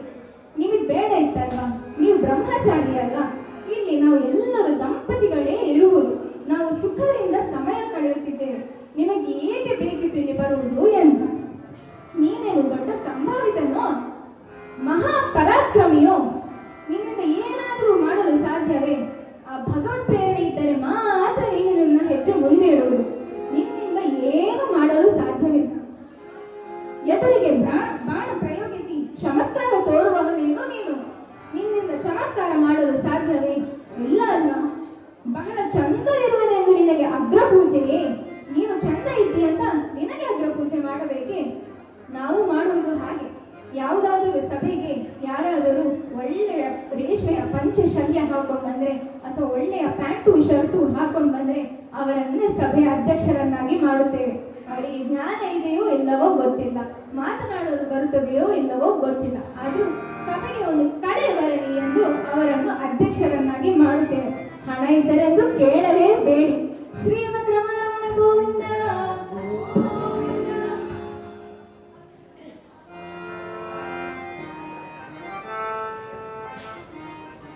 ಈಗ ಪರ್ವತ ಮುನಿಯು ಅವರೊಂದಿಗೆ ಸೇರಿಕೊಂಡಿದ್ದಾರೆ. ಹೀಗ ಮಾಡುವುದು ಮನ್ಮಥನಿಗೆ ಅಗ್ರಪೂಜೆಯೇ ಇಲ್ಲಿ. ಅಲ್ಲಿ ದೇವತೆಗಳು ನಾರದರನ್ನು ಬಿಟ್ಟು ಪರ್ವತ ಮುನಿಯು ಬಂದು ಇದ್ದಾನೆ ಅಲ್ಲಿ ವಸಂತ ಮಹೋತ್ಸವದಲ್ಲಿ. ಅವನು ಬ್ರಹ್ಮಚಾರಿ, ಅವನಿಗೂ ಅಲ್ಲಿ ಏನು ಕೆಲಸ ಎಂದು ಎಲ್ಲರೂ ಕೇಳುತ್ತಿದ್ದಾರೆ. ಹೀಗೆ ತಲೆಬಿಸಿಯಲ್ಲಿ ಪರ್ವತರು ಹಾಗೂ ನಾರದರು ಇಬ್ಬರು ಭೂಲೋಕಕ್ಕೆ ಬರುತ್ತಾರೆ. ಭೂಲೋಕಕ್ಕೆ ಬಂದು ಬಹುಚಿತ್ತ ಜಗತ್ ಬಹುದಾಕರಣ ಪರಶಕ್ತಿರನಂತ ಗುಣ ಪರಮ ಸುಖ ರೂಪ ಮನುಷ್ಯ ಪದಂ ಪರಮಂ ಸ್ಮರತಸ್ತು ಭವಿಷ್ಯತಿ ತತ್ಸತತಂ. ಇಲ್ಲಿ ಹೇಳುತ್ತಿದ್ದಾರೆ, ಭೂಲೋಕದಲ್ಲಿ ಏನೆಲ್ಲ ವಿಚಿತ್ರ ಇದೆ. ಎಷ್ಟು ದೊಡ್ಡ ದೊಡ್ಡ ಕಟ್ಟಡಗಳು, ವಾಹನಗಳು, ಗಂಡು ಹೆಣ್ಣು ಅಂತ ಏನು ಭೇದ ಭಾವನೆ ಇಲ್ಲ. ನಮ್ಮಲ್ಲಾದ್ರೂ ಒಂದು ಕ್ರಮ ಇದೆ ಅಪ್ಪ, ಇಲ್ಲಿ ಏನಿದು ವಿಚಿತ್ರ ಎಂದು ನೋಡುತ್ತಿದ್ದಾರೆ ಎಲ್ಲ ನಾರದರು ಹಾಗೂ ಪರ್ವತ ಮುನಿ. ನಾರದರು ಸ್ವಲ್ಪ ಹೊತ್ತು ಆದ ಮೇಲೆ ಒಂದು ನದಿ ತೀರಕ್ಕೆ ಬಂದು ಕುಳಿತುಕೊಳ್ಳುತ್ತಾರೆ. ಅಲ್ಲಿ ಯೋಚನೆ ಮಾಡುತ್ತಿದ್ದಾರೆ, ಏನೆಲ್ಲ ಆಗೋಯ್ತಪ್ಪ, ಮನ್ಮಥನಿಗೆ ಅಗ್ರಪೂಜೆ, ಅಲ್ಲಿ ಎಲ್ಲರೂ ಎಷ್ಟು ಸಂತೋಷದಿಂದಿದ್ದಾರೆ. ನಂಗೂ ಆಸೆ ಆಗ್ತಿದೆ ಅಪ್ಪ, ನಾನು ಮದುವೆ ಮಾಡ್ಕೋಬೇಕು, ನಾನು ದಾಂಪತ್ಯ ಜೀವನ ನಡೆಸಬೇಕು, ನಾನು ಸಂಸಾರಸ್ಥನಾಗಬೇಕು ಅಂತ ಹೀಗೆ ಯೋಚನೆ ಮಾಡ್ತಾ ಇರುವಾಗ ಅವರಿಗೆ ನದಿಯಲ್ಲಿ ಒಂದು ಮತ್ಸ್ಯ ದಂಪತಿ ಕಣ್ಣಿಗೆ ಬೀಳುತ್ತಾರೆ. ಆ ಮತ್ಸ್ಯ ದಂಪತಿ ಒಂದು ಗಂಡು ಒಂದು ಹೆಣ್ಣು ಎಷ್ಟು ಖುಷಿಯಲ್ಲಿ ಕೈ ಹಿಡಿದುಕೊಂಡು ಕುಣಿದಾಡುತ್ತಿತ್ತು ಗೊತ್ತಾ. ಅದು ವಸಂತ ಮಹೋತ್ಸವದ ಕಾಲ ಅದು. ಹಾಗಾಗಿ ಎಲ್ಲಿ ನೋಡಿದರೂ ಖುಷಿಯಲ್ಲಿ ಇರುತ್ತಿದ್ದರು ಜನರು. ಹೀಗೆ ಆ ಮತ್ಸ್ಯ ದಂಪತಿಗಳನ್ನು ನೋಡಿ ಇವರಿಗೆ ಇನ್ನೂ ಮನಸ್ಸು ಚಂಚಲವಾಯಿತು. ಈ ಮತ್ಸ್ಯ ದಂಪತಿಗಳೇ ಎಷ್ಟು ಖುಷಿಯಿಂದಿರುವಾಗ ನಾನು ಯಾಕೆ ಮದುವೆ ಆಗಬಾರ್ದು, ನಾನು ಯಾರಾದರೂ ಒಂದು ಹೆಣ್ಣನ್ನು ನೋಡಿ ನಾನು ಯಾಕೆ ದಾಂಪತ್ಯ ಜೀವನ ಶುರು ಮಾಡಬಾರದು ಎಂದು ಹುಟ್ಟಿದಾಗೆ ನಿಮ್ಮರಿಯ ಪದವಿ ಮನ ಬಿಟ್ಟು ವಿಷಯ ಸುಖ ತ್ಯಜಿಸಿರಲು ಒಟ್ಟುಗೂಡಿರುವ ಮೀನುಗಳ ಕಾಣಲು ದಿಟ್ಟ ಮುನಿಯ ಮನವದು ಕೆಡಲು. ಏನ್ ಹೇಳ್ತಿದ್ದಾರೆ ಅಂದ್ರೆ, ನಾನು ಹುಟ್ಟಿದಾಗಿನಿಂದ ನಾರಾಯಣ ನಾರಾಯಣ ಅಚ್ಯುತ ಮಾಧವ ಕೇಶವ ಇದು ಹೇಳುವುದು ಬಿಟ್ಟರೆ ಬೇರೆ ಏನೂ ಮಾಡಲಿಲ್ಲ ಜೀವನದಲ್ಲಿ. ಆದರೆ ಆ ನಾರಾಯಣ ಎಷ್ಟು ಸ್ವಾರ್ಥಿ. ಕೃಷ್ಣಾವತಾರ ತಾಳಿದಾಗ 16,108 ಮಡದಿಯರನ್ನು ಪಡೆದುಕೊಂಡರು. ನನಗೆ ಒಮ್ಮೆಯೂ ಹೇಳಲಿಲ್ಲ ಅಲ್ಲವೇ ನಾರದರೇ, ಒಂದು ಹೆಣ್ಣನ್ನು ನೋಡಿ ಮದುವೆಯಾಗಿ ಎಂದು ಒಮ್ಮೆಯೂ ಹೇಳಲಿಲ್ಲವೇ? ನಾನಿನ್ನು ಮದುವೆಯಾಗದಿದ್ದರೆ ನನ್ನ ಜೀವನ ವ್ಯರ್ಥ. ನಾನು ಯಾವುದಾದರೂ ಹೆಣ್ಣನ್ನು ಓಲೈಸಿ ಮದುವೆ ಆಗಲೇಬೇಕು ಎಂದು ನಿಶ್ಚಯ ಮಾಡುತ್ತಾರೆ. ಸಾಕಾತು ಪರಲೋಕಬೇಕೆ ಲೋಕದ ಸುಖ ತೊರೆದು, ಸಾಕಾತು ಪರಲೋಕಬೇಕೆ ಲೋಕದ ಸುಖ ತೊರೆದು, ಮುಗ ಮುದುಕ ತುಂಡರು ಮುಗ ಮುದುಕ ತುಂಡರು ಕಾಣದವರೆನ್ನು ಬೇಕಾದ ಸುಖದೆಂದಿರುವರು. ಸಾಕಾಯ್ತು ನನಗೆ ಸಾಕಾಯ್ತು ಪರಲೋಕವೇ ಲೋಕದ ಸುಖ ದೊರೆದು. ಸಾಕಾಯ್ತು ಪರಲೋಕವೇ ಲೋಕದ ಸುಖ ದೊರೆದು. ಇಲ್ಲಿ ಹೇಳುತ್ತಿದ್ದಾರೆ ನಾರದರು, ಭೂಲೋಕದಲ್ಲಿ ಮೂಕ ಅಂತ ಇಲ್ಲ, ಮುದುಕ ಅಂತ ಇಲ್ಲ, ತುಂಟರು ಅಂತ ಇಲ್ಲ. ಎಲ್ಲರೂ ಸಂತೋಷದಲ್ಲಿ ಇದ್ದಾರಲ್ವಾ, ಅವರಿಗೆ ಏನು ಸಮಸ್ಯೆ ಇಲ್ಲ ಅಲ್ವಾ ಅಂತ ನೋಡ್ತಾ ಇದ್ದಾರೆ. ಇಷ್ಟು ಮನಸ್ಸು ಚಂಚಲಗೊಳಿಸಲು ಕಾರಣ ಏನು ಹೇಳಿ? ಮನ್ಮಥ ಹೇಳಿರ್ತಾನೆ, ನಮ್ಮ ವಸಂತ ಕಾಲದ ಮಹೋತ್ಸವವನ್ನು ಹಾಳು ಮಾಡಿ ಹೋದಿರಿ ಅಲ್ವಾ ನಾರದರು ಹಾಗೂ ಪರ್ವತ ಮುನಿ. ನನ್ನ ಪರಾಕ್ರಮ ಏನು ಎಂದು ತೋರಿಸಿಕೊಡುತ್ತೇನೆ, ನನ್ನ ಬಲ ಏನು ಎಂದು ತೋರಿಸಿಕೊಡುತ್ತೇನೆ, ಹೇಗೆ ಕುಣಿದಾಡಿಸುತ್ತೇನೆ ನೋಡಿ ನಿಮ್ಮನ್ನು ಎಂದು ಪರಾಕ್ರಮ ತೊಟ್ಟು ಬಿಟ್ಟರು ಮನ್ಮಥನು. ಇದು ನಾರದರ ಮನಸ್ಸು ಚಂಚಲಗೊಳಿಸಲು ಹಾಗೂ ಪರ್ವತ ಮುನಿಯ ಮನಸ್ಸು ಚಂಚಲಗೊಳಿಸಲು ಕಾರಣ. ಮನ್ಮಥನ ಸ್ವಭಾವವೇ ಹಾಗೆ. ನೋಡಿ, ನಾರದರು ದೇವರ ನಾಮ ಸ್ಮರಣೆ ಮಾಡುವವರು. ಅವರ ಮನಸ್ಸೇ ಇಷ್ಟು ಚಂಚಲಗೊಂಡರೆ ನಮ್ಮ ನಮ್ಮ ಗತಿ ಏನು? ನಾವು ಎಷ್ಟು ದೇವರ ನಾಮಸ್ಮರಣೆ ಮಾಡುತ್ತೇವೆ ಹೇಳಿ? 10 ನಿಮಿಷ, ಅರ್ಧ ಗಂಟೆ, ಅಬ್ಬಬ್ಬ ಅಂದರೆ 1 ಗಂಟೆ ಸಾಕ? ಅವರು ಅಷ್ಟು ದಿನವಿಡೀ 24 ಗಂಟೆಯು ದೇವರ ನಾಮಸ್ಮರಣೆ ಮಾಡಿ ಅವರ ಮನಸ್ಸು ಇಷ್ಟು ಚಂಚಲಗೊಳ್ಳಬೇಕಾದರೆ ನಾವು ಯಾವ ಲೆಕ್ಕವೂ ಅಲ್ಲ. ನಮ್ಮ ಮನಸ್ಸು ಅದಕ್ಕಿಂತ 100 ಪಟ್ಟು ಹೆಚ್ಚು ಚಂಚಲ ಇದೆ ಎಂದು ಇಲ್ಲಿ ಹೇಳಿಕೊಡುತ್ತಿದ್ದಾರೆ. ಅದಕ್ಕೆ ದೇವರು ನಮ್ಮನ್ನು ಆಗಾಗ ಎಬ್ಬಿಸುತ್ತಿರುತ್ತಾರೆ. ಇಂತಹ ಮೋಹಗಳಿಗೆ ಒಳಗಾಗಬಾರದು ಎಂದು ಅಲ್ಲಲ್ಲಿ ತೋರಿಸಿಕೊಡುತ್ತಿದ್ದಾರೆ. ಅದುವೇ ಪರಮಾತ್ಮನ ಲೀಲೆ, ಅದುವೇ ಅವನ ಮಹಿಮೆ. ಅವರು ಹೇಳುತ್ತಾರೆ, ನನ್ನ ಭಕ್ತಿಯನ್ನು ಮಾಡುವ ಯಾವುದೇ ಮನುಷ್ಯರನ್ನು ನಾನು ಕೈ ಬಿಡುವುದಿಲ್ಲ ಎಂದು. ಅದಕ್ಕೆ ಅವನು ಯಾವ ಸಮಯದಲ್ಲಿ, ಯಾವ ರೀತಿಯಲ್ಲಿ, ಯಾವ ರೂಪದಲ್ಲಿ ಬಂದು ನಮ್ಮನ್ನು ಕಾಪಾಡುತ್ತೇನೆ ಎಂದು ಹೇಳಲಾಗುವುದಿಲ್ಲ. ಒಂದು ದಿನ ನಾನು ಹೀಗೆ ಶಾಲೆಗೆ ಹೋಗುತ್ತಿದ್ದೆ. ಅಲ್ಲಿ ನನಗೆ ಒಂದು ಪುಸ್ತಕ ಬಿಟ್ಟು ಬಂದಿರುತ್ತೇನೆ. ನಾನು ಬಸ್ ಸ್ಟ್ಯಾಂಡಿಗೆ ಬಂದವಳು ವಾಪಸ್ ಹೋಗಿ ಪುಸ್ತಕ ತಗೊಂಡು ಬರುವಾಗ ಇನ್ನೂ ತಡವಾಯಿತು. ನನ್ನ ಬಸ್ಸು ಹೋಗಿ ಬಿಟ್ಟಿತ್ತು. ಸ್ವಲ್ಪ ಹೊತ್ತಿನ ನಂತರ ನನ್ನ ಗೆಳತಿ ಕರೆ ಮಾಡಿ ಹೇಳುತ್ತಾಳೆ, ನೀನು ಆ ಬಸ್ಸಲ್ಲಿ ಇದ್ಯಾ? ಇಲ್ಲ ಅಲ್ವಾ? ನೀನು ಹೇಗಿದೆ? ಏನಾಯ್ತು? ನಿನಗೆ ಪೆಟ್ಟಾಯ್ತಾ? ನಾನು ಕೇಳ್ತೀನಿ, ಇಲ್ಲ, ನಾನಿನ್ನೂ ಮನೆಯಲ್ಲೇ ಇದ್ದೀನಿ, ನನ್ನ ಬಸ್ ಮಿಸ್ ಆಯ್ತು ಇವತ್ತು ಅಂತ. ಏನಿಲ್ಲ, ಆ ಬಸ್ ಆಕ್ಸಿಡೆಂಟ್ ಆಗೋಯ್ತು ಅಂತ ಹೇಳ್ತಾರೆ. ನೋಡಿ ದೇವರು ಯಾವ ರೀತಿಯಲ್ಲಿ ನಮ್ಮನ್ನು ಕಾಪಾಡ್ತಾರೆ ಅಂತ. ಶ್ರೀಮದ್ ರಮಣ ಗೋವಿಂದ ಗೋವಿಂದ. ಹೌದು, ದೇವರು ಹೇಳುತ್ತಾರೆ, ನನ್ನ ನಾಮಸ್ಮರಣೆ ಮಾಡಿದರೆ ನಾನು ನಿಮಗೆ ಎಲ್ಲವನ್ನು ಕೊಡುತ್ತೇನೆ ಎಂದು. ಹಾಗೆ ಒಬ್ಬರು ಒಂದು ಹರಿಕತೆ ಕೇಳಿ ಮನೆಗೆ ಬರುತ್ತಾರೆ. ಮನೆಗೆ ಬಂದು ಆ ಹರಿಕತೆಯಲ್ಲಿ ಹೇಳುತ್ತಾರೆ, ದೇವರನ್ನು ನಂಬಿದರೆ ದೇವರು ನಮ್ಮ ಕೈ ಬಿಡುವುದಿಲ್ಲ, ಅವನು ಎಲ್ಲವನ್ನು ಕೊಡುತ್ತಾನೆ ಎಂದು. ಆಯ್ತು, ಮನೆಗೆ ಬರುತ್ತಾರೆ. ಹೆಂಡತಿ ಹತ್ರ ಹೇಳುತ್ತಾರೆ, ನಾಳೆಯಿಂದ ನನಗೋಸ್ಕರ ಅಡುಗೆ ಮಾಡಬೇಡ್ವೆ, ದೇವರು ನನ್ನ ಹೊಟ್ಟೆ ತುಂಬಿಸ್ತಾರೆ ಅಂತ. ಆಯ್ತು, ಒಂದು ದಿನ ಆಯ್ತು ದೇವರ ನಾಮಸ್ಮರಣೆ, 2ನೇ ದಿನ ಆಯ್ತು, 3ನೇ ದಿನ ಅವರಿಗೇನೋ ಸುಸ್ತಾದಾಗಿ ಒಂದು ಮೂಲೆಯಲ್ಲಿ ಹೋಗಿ ಮಲ್ಕೋತಾರೆ. ಆಗ ಕನಸಲ್ಲಿ ದೇವರು ಬಂದು, ಮಗನೇ, ನಾನು ಹೇಳಿದ್ದು ನೀನ್ ಮಾಡೋ ಕೆಲಸದಲ್ಲಿ ದೇವರ ನಾಮಸ್ಮರಣೆ ಮಾಡ್ಕೋ ಅಂತ. ಇಡೀ ದಿನ ದೇವರ ನಾಮಸ್ಮರಣೆ ಮಾಡ್ಕೊ, ನಂಗೆ ಹುಚ್ಚ ನಿನ್ ಹೊಟ್ಟೆ ತುಂಬಿಸಕ್ಕೆ ಅಂತ. ಅವನಿಗೆ ಬುದ್ಧಿ ಬಂದು ಅವನ ಕೈಕಾಲು ಗಟ್ಟಿ ಇದ್ರೂ ಕೂಡ ಅವ್ನು ಹಾಗೆ ಮಾಡ್ತಿದ್ದ. ಅವನ ಕೆಲ್ಸಕ್ಕೆ ಹೋಗಿ ದೇವರ ನಾಮಸ್ಮರಣೆ ಶುರು ಮಾಡಿದ.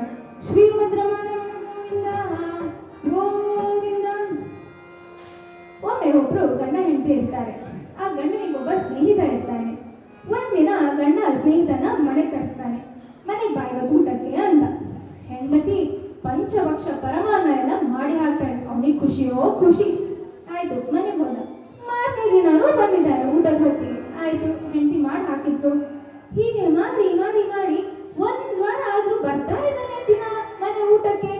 ಹೆಂಡತಿಗೆ ಸಿಟ್ಟು ಬಂದು, ಏನ್ರಿ ನಿಮ್ ಸ್ನೇಹಿತ ಇಡೀ ದಿನ ಇಲ್ಲೇ ಬಿದ್ದಿರ್ತಾರೆ, ನೀವು ಒಂಚೂರು ಏನಾದ್ರು ಹೇಳಿ ಅವರಿಗೆ, ಇಲ್ಲಾಂದ್ರೆ ಏನಾದ್ರು ಉಪಾಯ ಮಾಡಿ ಅಂತ. ಆಯ್ತು, ಗಂಡ ಹೋಗಿ ಏನಾದ್ರು ಒಂದು ಉಪಾಯ ಯೋಚನೆ ಮಾಡ್ತಾನೆ. ಮರುದಿನ ಬರ್ತಾನೆ ಸ್ನೇಹಿತ. ಆವಾಗ ಇವ್ನು ಹೇಳ್ತಾನೆ, ಇವತ್ತಿಂದ ನಾನು ನನ್ನ ಹೆಂಡತಿ ವ್ರತ ಇಟ್ಕೊಂಡಿದ್ದೀವಿ, ನಾವು ಇವತ್ತಿಂದ ಭೋಜನ ಶಾಲೆಯಲ್ಲಿ ಊಟ ಮಾಡ್ತಾ ಇದ್ದೀವಿ ಅಂತ. ನೀನು ಬಂದ್ಬಿಡು ಭೋಜನ ಶಾಲೆಗೆ, ಒಟ್ಟಿಗೆ ಊಟ ಮಾಡೋಣ ಅಂತ. ಹೇಗೆ ಉಪಾಯ ನೋಡಿ. ಅದಕ್ಕೆ ಇಲ್ಲಿ ತೋರಿಸ್ತಾ ಇದ್ದಾರೆ, ನಮಗೆ ತೃಪ್ತಿನೇ ಇಲ್ಲ, ಇನ್ನೂ ಬೇಕು, ಇನ್ನೂ ಬೇಕು, ಇನ್ನೂ ಬೇಕು, ಎಷ್ಟು ಕೊಟ್ಟರೂ ಸಾಕಾಗಲ್ಲ, ನಮಗೆ ತೃಪ್ತಿನೇ ಇಲ್ಲ ನಮಗೆ ಜೀವನದಲ್ಲಿ. ಹಾಗೆ ಮಾಡಿದ್ರೆ ನಮ್ಮ ಜೀವನ ತುಂಬಾ ದುಃಖಮಯವಾಗುತ್ತೆ ಎಂದು ದೇವರು ಇಲ್ಲಿ ಹೇಳಿ ತೋರಿಸುತ್ತಿದ್ದಾನೆ. ಇಲ್ಲಿ ದಾಸರ ಮನಸ್ಸು ಕುಣಿದಾಡುತ್ತಿದೆ. ಆ ಮತ್ಸ್ಯ ದಂಪತಿಗಳನ್ನು ನೋಡಿ ದಾಸರ ಮನಸ್ಸು ತುಂಬಾ ಕುಣಿದಾಡುತ್ತಿದೆ.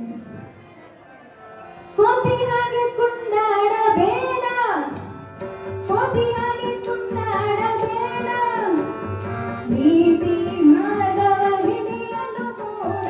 ಕೋತಿ ಹಾಗೆ ಕುಂಡಾಡಬೇಡ, ಕೋತಿ ಹಾಗೆ ಕುಂಡಾಡಬೇಡ, ನೀತಿ ಮಾರ್ಗವ ಬಿಡಲು ಕೂಡ. ಕೋತಿ ಹಾಗೆ ಕುಂಡಾಡಬೇಡ, ಕೋತಿ ಕೋತಿ ಕೋತಿ ಕೋತಿ ಕೋತಿ ಹಾಗೆ ಕುಂಡಾಡಬೇಡ, ಆತುರ ಹೆಚ್ಚಿ ಕೂಗಾಡಬೇಡ, ಪಾತಕತೆ ಜನ್ಮ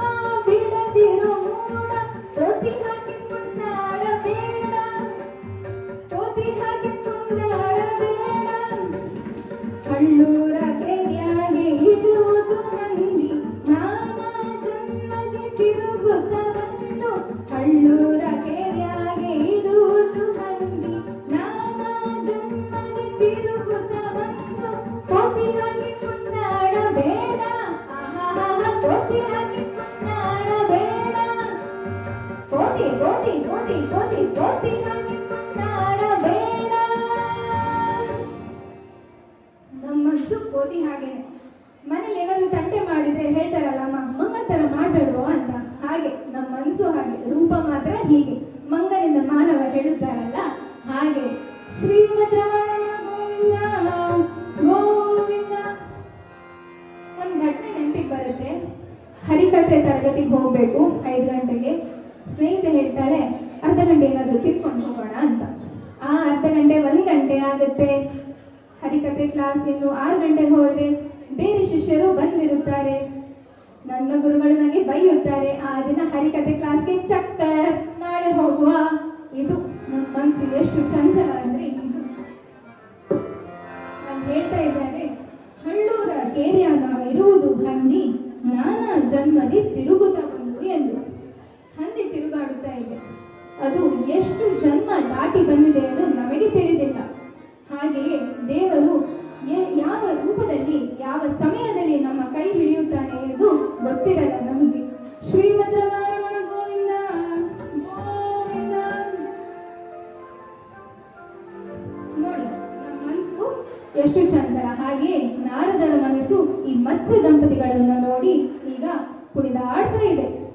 ನಂಗೊಂದು ಘಟನೆ ನೆನಪಿಗೆ ಬರುತ್ತೆ. ನಾನು ಹೀಗೆ ಉಡುಪಿಯಿಂದ ಮಂಗಳೂರಿಗೆ ಬಸ್ಸಲ್ಲಿ ಹೋಗ್ತಾ ಇದ್ದೆ. ನನ್ನ ಬದಿಯಲ್ಲಿ ಒಬ್ರು ಅಜ್ಜ ಕುಳಿತಿದ್ರು. ಒಂದು 70-75 ವರ್ಷದವರಾಗಿರಬಹುದು. ಅವರು ನನ್ನ ಜೊತೆ ತಮಾಷೆಯಾಗಿ ಮಾತಾಡ್ತಾ ಇದ್ರು, ಅದು ಇದು ಅಂತ.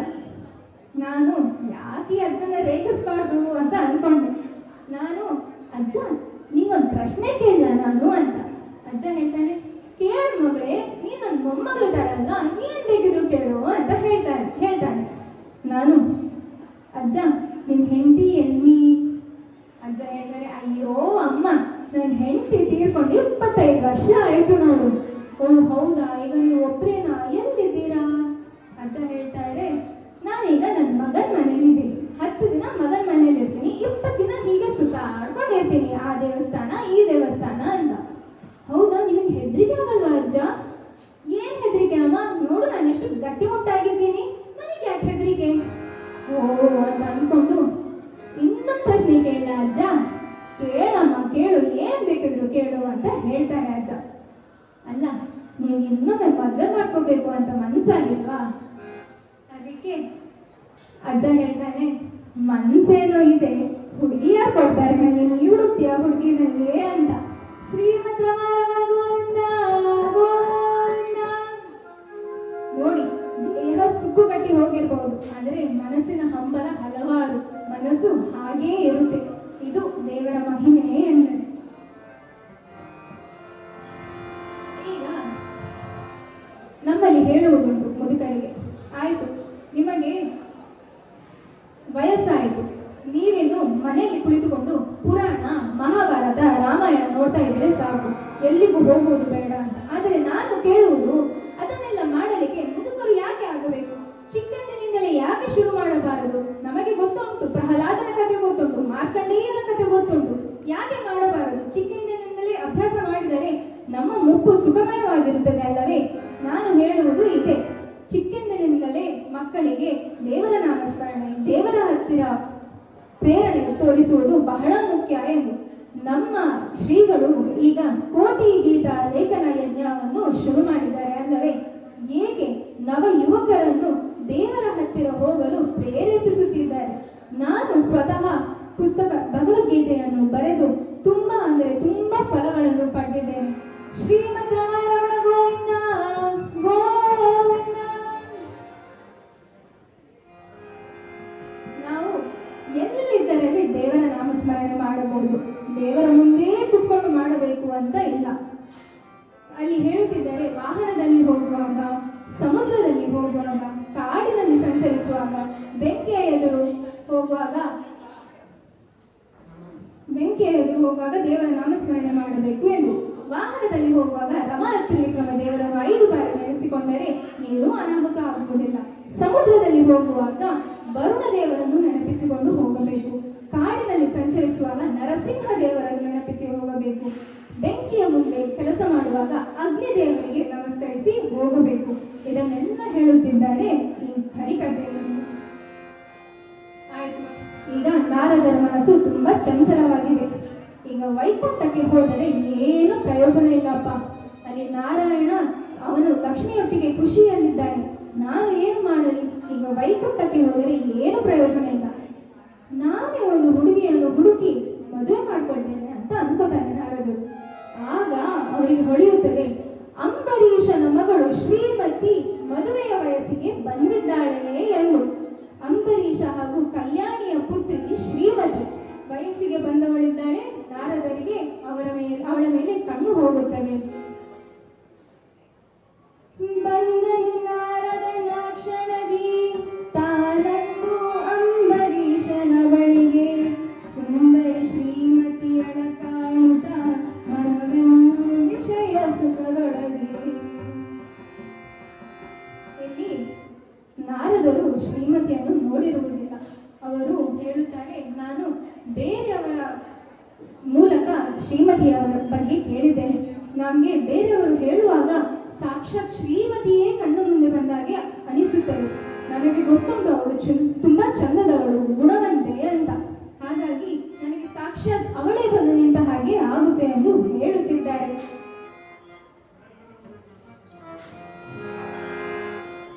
ಇಲ್ಲಿ ಶ್ರೀಮತಿಯ ಜನ್ಮ ವೃತ್ತಾಂತವನ್ನು ಹೇಳುತ್ತಿದ್ದೇನೆ. ಅಂಬರೀಷ ಹಾಗೂ ಕಲ್ಯಾಣಿಗೆ ಸಂತಾನ ಪ್ರಾಪ್ತಿ ಆಗಿರುತ್ತಿಲ್ಲ. ಆವಾಗ ದೇವರು ಹೇಳುತ್ತಾರೆ, ಲಕ್ಷ್ಮಿಯ ಪ್ರಾರ್ಥನೆ ಮಾಡಿದರೆ ನಿಮಗೆ ಹೆಣ್ಣು ಮಗು ಪ್ರಾಪ್ತಿಯಾಗುತ್ತೆ ಎಂದು ಹೇಳುತ್ತಾರೆ. ಕಲ್ಯಾಣಿ ಬೇಡಿಕೊಳ್ಳುತ್ತಾಳೆ, ನನಗೆ ಲಕ್ಷ್ಮಿ ಸ್ವರೂಪ ಸಮೃದ್ಧಿ ಮಗಳು ಬೇಕು ಎಂದು. ಹಾಗೆ ದೇವರ ನಾಮಸ್ಮರಣೆ ಮಾಡಿ ಅವರಿಗೆ ಶ್ರೀಮತಿ ಜನಿಸುತ್ತಾಳೆ. ಇಲ್ಲಿ ಹೇಳುತ್ತಿದ್ದಾರೆ, ಅಂಬರೀಷ ಕಲ್ಯಾಣಿಗೆ ಹೆಣ್ಣು ಮಗುವೇ ಬೇಕಿತ್ತು ಎಂದು. ನಾವು ಮಾಡುವುದು ಹಾಗೆ ಅಲ್ಲವೇ? ಸುರುವಿಗೆ ಬೇಡುವುದು ಹೆಣ್ಣು ಮಗುವನ್ನೇ. ಏಕೆಂದರೆ ಹೆಣ್ಣು ಮಗು ಹುಟ್ಟಿದರೆ ಎಷ್ಟು ಅಲಂಕಾರ ಮಾಡಬಹುದು, ಬೇರೆ ಬೇರೆ ನಮೂನೆಯ ಅಂಗಿ ಧರಿಸಬಹುದು, ಜಲ್ಲಿ ಹಾಕಬಹುದು, ಗೆಜ್ಜೆ ಬಳೆ, ಆಹಾಹ ಏನೆಲ್ಲ ಅಲಂಕಾರ. ಗಂಡಸು ಹುಟ್ಟಿದರೆ ಅದೇ ಪ್ಯಾಂಟು, ಅದೇ ಶರ್ಟು, ಅದೇ ಪಂಚ ಶಲ್ಯ. ಆದ್ರೂ ಗಂಡಿನೊಟ್ಟಿಗೆ ಹೆಣ್ಣು ಹುಟ್ಟಿದರೆ ಆಯ್ತು, ಇನ್ನೂ ಸಂತಸ ಅಲ್ಲವೇ? ಶ್ರೀಮದ್ ರಮಾರಮಣ ಗೋವಿಂದ ಗೋವಿಂದ. ಶ್ರೀಮತಿ ಈ ರೀತಿ ಜನಿಸಿದ್ದಾಳೆ. ಹೆಜ್ಜೆಯ ಮೇಲೊಂದು ಹೆಜ್ಜೆಯ ನಿಕ್ಕುತ್ತ ಗೆಜ್ಜೆ ಕಾಲ್ಗಳ ಧ್ವನಿಯ ತೋರುತ್ತ ಸಜ್ಜನ ಸಾಗುವ ಪೂಜೆಯ ವೇಳೆಗೆ ಮಜ್ಜಿಗೆ ಅಳಗಿನ ಬೆಣ್ಣೆಯಂತೆ ಭಾಗ್ಯದ ಲಕ್ಷ್ಮೀ ಕಾರಮ್ಮ ನಮ್ಮಮ್ಮ ಭಾಗ್ಯದ ದೇವಿ ಕಾರಮ್ಮ. ಹೆಜ್ಜೆಯ ಮೇಲೊಂದು ಹೆಜ್ಜೆಯ ನಿಕ್ಕುತ್ತ ಗೆಜ್ಜೆ ಕಾಲ್ಗಳ ಧ್ವನಿಯ ಮಾಡುತ್ತ ಸಜ್ಜನ ಸಾಗುವ ಪೂಜೆಯ ವೇಳೆಗೆ ಮಜ್ಜಿಗೆ ಅಳಗಿನ ಬೆಣ್ಣೆಯಂತೆ ಭಾಗ್ಯದ ಲಕ್ಷ್ಮೀ ಬಾರಮ್ಮ ನಮ್ಮಮ್ಮ ನೀ ಸೌಭಾಗ್ಯದ ದೇವಿ ಬಾರಮ್ಮ. ಶ್ರೀಮದ್ ರಮಾರಮಣ ಗೋವಿಂದ ಗೋವಿಂದ. ಶ್ರೀಮತಿ ಎಂದರೆ ಶ್ರೀ ಎಂದರೆ ಲಕ್ಷ್ಮಿ. ಶ್ರೀನಿವಾಸನ ಹೃದಯದಲ್ಲಿ ಸದಾ ನಿವಾಸಿಸುವವಳು ಶ್ರೀಲಕ್ಷ್ಮಿ. ಹಾಗೆ ಇಲ್ಲಿ ಶ್ರೀಮತಿ ಎಂದು ಹೆಸರಿಟ್ಟಿದ್ದಾರೆ ಅವಳಿಗೆ. ಈಗ ಕೊಡು ಎನಗೆ ಚಪಲಾಕ್ಷಿಯ ಶ್ರೀಮತಿಯ ಕೊಡವಿಕೆ ಮನದಾಸೆಯದು, ನುಡಿದ ನುಡಿಗೆ ಕವಲಾಗಿಸದಲ್ಲಿ ನೀ ದೃಢಮತಿಯಲ್ಲಿ ಎಂದೆನೆ ಕೇಳು. ಇಲ್ಲಿ ನಾರದರು ಸೀದಾ ಅಂಬರೀಷನ ಬಳಿಗೆ ಹೋಗಿದ್ದಾರೆ. ಅಂಬರೀಷನ ಹತ್ತಿರ ಕೇಳುತ್ತಿದ್ದಾರೆ, ಅಂಬರೀಷ ರಾಜ, ನನಗೆ ಮದುವೆ ಆಗಲು ಆಸೆ ಆಗಿದೆ. ನಾನು ನಿನ್ನ ಶ್ರೀಮತಿಯ ಮೇಲೆ ಮೋಹ ತುಂಬಿದೆ. ನನಗೆ ಅವಳನ್ನು ಮದುವೆ ಮಾಡಿಕೊಡುತ್ತಿ ಎಂದು ವಚನ ಕೊಡು ಎಂದು. ಅಂಬರೀಷನು ಖುಷಿಯಲ್ಲಿ, ನಾರಾಯಣರ ನಾಮಸ್ಮರಣೆ ಮಾಡುವ ನಾರದರಿಗೆ ನಾನು ನನ್ನ ಮಗಳನ್ನು ಕೊಡದೆ ಬೇರೆ ಯಾರಿಗೆ ಕೊಡಲಿ ಎಂದು ವಚನ ನೀಡುತ್ತಾರೆ. ಇಂದ್ರರಮಣ ಗೋವಿಂದ ಗೋವಿಂದ. ಸ್ವಲ್ಪ ಹೊತ್ತಿನಲ್ಲಿ ನೋಡಿದರೆ ಅಲ್ಲಿ ಪರ್ವತ ಮುನಿಯೂ ಬಂದಿದ್ದಾರೆ. ಪರ್ವತ ಮುನಿ ಹಾಗೂ ನಾರದರು ದರ್ಬಾರಿನ ದ್ವಾರದ ಹತ್ತಿರ ಭೇಟಿಯಾಗುತ್ತಾರೆ. ಪರ್ವತ ಮುನಿಗೆ ಗೊತ್ತಾಗುತ್ತೆ, ನಾರದರು ಇಲ್ಲಿ ರಾಜನ ಬಳಿ ಶ್ರೀಮತಿಯನ್ನು ಕೇಳಲು ಬಂದಿದ್ದಾರೆ. ಹಾಗಾಗಿ ನಾನು ಅಂಬರೀಷನ ಬಳಿಗೆ ಹೋದರೆ ಏನು ಪ್ರಯೋಜನವಿಲ್ಲ. ನಾನು ಕಲ್ಯಾಣಿಯ ಬಳಿ ಹೋಗಿ ವಚನ ಕೇಳುತ್ತೇನೆ. ಹೆಣ್ಣು ಬೇಗ ಒಪ್ಪುತ್ತಾಳೆ ಅಲ್ಲವೇ? ಸರ್ವೇ ಸಾಮಾನ್ಯವಾಗಿ ನಾವು ಬೇಗ ಒಪ್ಪುತ್ತೇವೆ ಗಂಡಸರಿಗೆ ಮನೆಗಿಂತ ಮಕ್ಕಳು ಎಲ್ಲಿಗಾದರೂ ಹೋಗಲು ನಾವು ಹೋಗಬಹುದೇ ಎಂದು ಕೇಳೋದು ಶುರುವಿಗೆ ಅಮ್ಮನ ಹತ್ರ, ಆಮೇಲೆ ಅಪ್ಪನ ಹತ್ರ, ಅಲ್ಲವೇ? ಶ್ರೀಮದ್ ರಮಣ ಗೋವಿಂದ ಗೋವಿಂದ.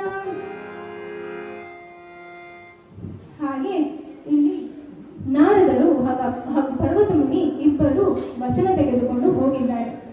ಅಲ್ಲಿ ಅಂಬರೀಷ ಹಾಗೂ ಕಲ್ಯಾಣಿ ಮಾತುಕತೆ ಮಾಡುವಾಗ ಹೇಳುತ್ತಿದ್ದಾರೆ, ನಾನು ನಾರದರಿಗೆ ಮಾತು ಕೊಟ್ಟಿದ್ದೇನೆ, ನಾನು ಪರ್ವತ ಮುನಿಗೆ ಮಾತು ಕೊಟ್ಟಿದ್ದೇನೆ, ಅಯ್ಯೋ ಈಗ ಏನು ಮಾಡುವುದು ಎಂದು. ಆಗ ಅವರು ಹೇಳುತ್ತಾರೆ, ಏನು ಮಾಡಲಿಕ್ಕಿಲ್ಲ, ಸ್ವಯಂವರ ಘೋಷಣೆ ಮಾಡೋಣ. ಶ್ರೀಮತಿ ಯಾರಿಗೆ ಹಾರ ಹಾಕುತ್ತಾಳೋ ಅವರೇ ನಮ್ಮ ಅಳಿಯ, ನಮಗೆ ಏನು ತೊಂದರೆ ಇಲ್ಲ ಎಂದು. ಹೀಗೆ ಸ್ವಯಂವರ ಘೋಷಣೆ ಮಾಡುತ್ತಾರೆ. ಅಲ್ಲಿಗೆ ಸ್ವಯಂವರ ನಿರ್ಧಾರವಾಗಿದೆ. ಈಗ ಅಲ್ಲಿ ಪರ್ವತ ಮುನಿ ನಾರದರನ್ನು ಕುಳಿತು ಹೇಳುತ್ತಾರೆ, ನೋಡು ನಾರದ, ನೀನು ಹೌದು ನಾರಾಯಣನ ಮಾತು ಕೇಳಿ ಎಲ್ಲ ಕೆಲಸ ಮಾಡುತ್ತಿ, ಹೌದು, ಆದರೆ ಇದು ಕೆಲಸ ಮಾತ್ರ ಸುಲಭವಲ್ಲ. ನನಗೆ ದೊರಕದಿದ್ದರೂ ನಿನಗೆ ಮಾತ್ರ ದೊರಕದಾಗೆ ಮಾಡುತ್ತೇನೆ ಶ್ರೀಮತಿಯನ್ನು. ನಾನು ಹಾಗೆ ಏನಾದರೂ ಒಂದು ಉಪಾಯವನ್ನು ಮಾಡುತ್ತೇನೆ ಎಂದು ಪರ್ವತ ಮುನಿ ಹೇಳಿ ಹೋಗಿರುತ್ತಾನೆ. ನಾರದರಿಗೆ ಈಗ ಏನು ಮಾಡುವುದು ಅಂತ ತಿಳಿಯುವುದಿಲ್ಲ. ಏನೇ ಕಷ್ಟ ಬಂದರು ನಾವು ಎಲ್ಲಿಗೆ ಓಡುವುದು ಹೇಳಿ? ಶ್ರೀಹರಿ ಬಳಿಗೆ. ನಾರದರು ಹಾಗೆಯೇ ಮಾಡಿದರು. ಶ್ರೀಹರಿಯ ಬಳಿ ಹೋಗಿ ಈಗ ನಾರದರು ವೈಕುಂಠಕ್ಕೆ ಆಗಮಿಸಿದ್ದಾರೆ. ಅಲ್ಲಿ ಶ್ರೀಹರಿಯ ಬಳಿ, ಶ್ರೀಹರಿ ನನ್ನನ್ನು ನೀನೇ ಕಾಪಾಡಬೇಕು, ಅಲ್ಲಿ ಪರ್ವತ ಮುನಿ ನನಗೆ ಹೀಗೆ ಹೇಳಿದ್ದಾನೆ, ನನಗೆ ದೊರಕದಿದ್ದರೂ ನಿನಗೆ ದೊರಕಬಾರದು ಶ್ರೀಮತಿ ಎಂದು, ನೀನು ಏನಾದರೂ ಉಪಾಯ ಮಾಡಬೇಕು ಎಂದು ಹೇಳುತ್ತಾನೆ ಶ್ರೀಹರಿಗೆ. ಕೊಡುವುದೆನಗೆ ಭಾಷೆ, ನಡೆಸುವುದೆನ್ನಯ ಮನದ ವಿಲಾಸೆ, ಕೊಡುವುದೆನಗೆ ಭಾಷೆ, ನಡೆಸುವುದೆನ್ನಯ ಮನದ ವಿಲಾಸೆ, ಶ್ರೀಮತಿಯನಗೆ ನಿನ್ನುತ್ತಲೀ ಮಹಿಷ ಪೇಳುತ್ತಿರಲು, ಸ್ವಾಮಿ ಕೇಳು ಪರ್ವತ ಶ್ರೀಮತಿಯ ಕಾಮಿಸಿರುವನು, ಮುಂದೆ ಸ್ವಯಂವರವೆಂದು ನಿಶ್ಚಯಿಸಿ ಬಂದಿರುವೆನು, ಅಂದು ಶ್ರೀಮತಿಯು ಮರ್ತಟನಂತೆ ಮಂದಮತಿಯ ಪರ್ವತ ಕಾಣಲು. ಏನು ಹೇಳುತ್ತಾನೆ ನಾರದೆಯಲ್ಲಿ ಶ್ರೀಹರಿಗೆ? ಶ್ರೀಹರಿ, ನೀನು ನನಗೆ ಒಂದು ವಚನ ನೀಡಬೇಕು. ನಾಡಿದ್ದು ಸ್ವಯಂವರದ ದಿನ ಪರ್ವತ ಮುನಿ ಮರ್ಕಟನಂತೆ ಕಾಣಬೇಕು, ಮಂಗನಂತೆ ಕಾಣಬೇಕು ಶ್ರೀಮತಿಗೆ. ಅವಳು ತಪ್ಪಿಯೂ ಪರ್ವತ ಮುನಿಗೆ ಹಾರ ಹಾಕಬಾರದು, ಅವಳನ್ನು ಮದುವೆಯಾಗಬಾರದು ಎಂದು ನನಗೆ ವಚನ ನೀಡುವುದು ಎಂದು ಹೇಳುತ್ತಾನೆ ಶ್ರೀಹರಿಗೆ. ಶ್ರೀಹರಿ ಆಯಿತು ಎಂದು ಒಪ್ಪಿಕೊಳ್ಳುತ್ತಾನೆ. ಅವರು ನಾರದರು ಹೇಳುತ್ತಾರೆ, ಶ್ರೀಹರಿ ಇನ್ನು ಸ್ವಲ್ಪ ಹೊತ್ತಿನಲ್ಲಿಯೇ ಪರ್ವತ ಮುನಿಯು ಬರಬಹುದು, ನೀನು ನೋಡು ಏನು ಮಾಡುತ್ತೀಯ ಅಂತ ಹೇಳಿ ನಾರದರು ನಿರ್ಗಮಿಸುತ್ತಾರೆ ವೈಕುಂಠದಿಂದ. ಸ್ವಲ್ಪ ಹೊತ್ತಿನಲ್ಲಿ ಪರ್ವತ ಮುನಿಯು ಬರುತ್ತಾರೆ. ನೋಡಿ, ನಾರದರು ಹೇಳಿದ ಹಾಗೆಯೇ ಆಯ್ತಲ್ಲವೇ? ಪರ್ವತ ಮುನಿ ಬಂದು, ಮಾಡು ಎನ್ನ ದಯವೇ ಬೇಡುವೆ ನಾನಿದನೇ, ಮಾಡು ಎನ್ನ ದಯವೇ ಬೇಡುವೆ ನಾನಿದನೇ, ಶ್ರೀಮತಿಯಳನ ಬಯಸಿರುತ್ತಿರೆ ತಾ ಕಾಮಿಸಿರುವ ನಾರದನೀಗ, ಶ್ರೀಮತಿಯಳನ ಬಯಸಿರುತ್ತಿರೆ ತಾ ಕಾಮಿಸಿರುವ ನಾರದನೀಗ, ಮುಂದೆ ಸ್ವಯಂವರ ಕಾಲದ ಶ್ರೀಮತಿಯಂದು ನಾರದನ ನೋಡಿದರೆ, ಮುಂದೆ ಸ್ವಯಂವರ ಕಾಲದ ಶ್ರೀಮತಿಯಂದು ನಾರದನ ನೋಡಿದರೆ, ಅಂದಿನ ದಿನ ನಾರಂಗನ ಬಳಿಗ ಸುಂದರಿಗೆ ತೋರಲಿ ಕರಡಿಯೋ, ಅಂದಿನ ದಿನ ಕರಡಿಯೋ.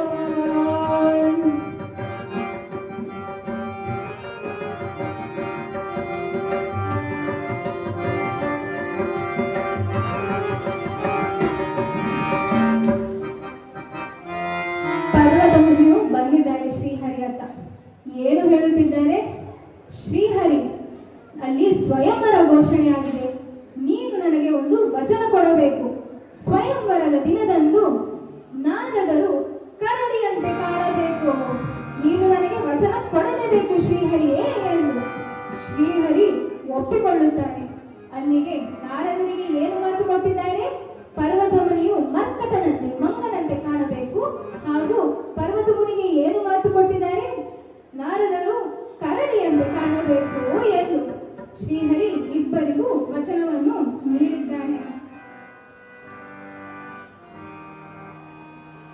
ಸ್ವಯಂವರಕ್ಕೆ ಸಿದ್ಧವಾಗಿದೆ. ಎಲ್ಲರೂ ಬಂದಿದ್ದಾರೆ. ಸುರುವಿಗೆ ನಾರದರ ಪ್ರವೇಶ, ಅನಂತರ ಪರ್ವತ ಮುನಿಯ ಪ್ರವೇಶ. ಎಲ್ಲರೂ ಇಬ್ಬರು ಒಬ್ಬರೊಬ್ಬರ ಬಳಿ ನಿಂತಿದ್ದಾರೆ. ನಾರದರು ಪರ್ವತ ಮುನಿಯನ್ನು ನೋಡಿ ಮನಸ್ಸಲ್ಲಿಯೇ ಅನ್ಕೋತಿದ್ದಾರೆ, ಈ ಮಂಗನ ಮೂತಿಗೆ ಶ್ರೀಮತಿ ಹೌದಾ ಮಾಲೆ ಹಾಕುವುದು? ನಾನು ಗೆದ್ದೆ ಈ ಸ್ವಯಂವರದಲ್ಲಿ ಅಂತ. ಪರ್ವತ ಮುನಿ ನಾರದರನ್ನು ನೋಡಿ, ಹೌದಾ ಈ ಕರಡಿ ಮೂತಿಗೆ ಶ್ರೀಮತಿ ಮಾಲೆ ಹಾಕುವುದು? ನಾನಂತೂ ಗೆದ್ದೆ ಈ ಸ್ವಯಂವರದಲ್ಲಿ, ಶ್ರೀಮತಿ ನನಗೆ ಮಾಲೆ ಹಾಕುತ್ತಾಳೆ ಎಂದು.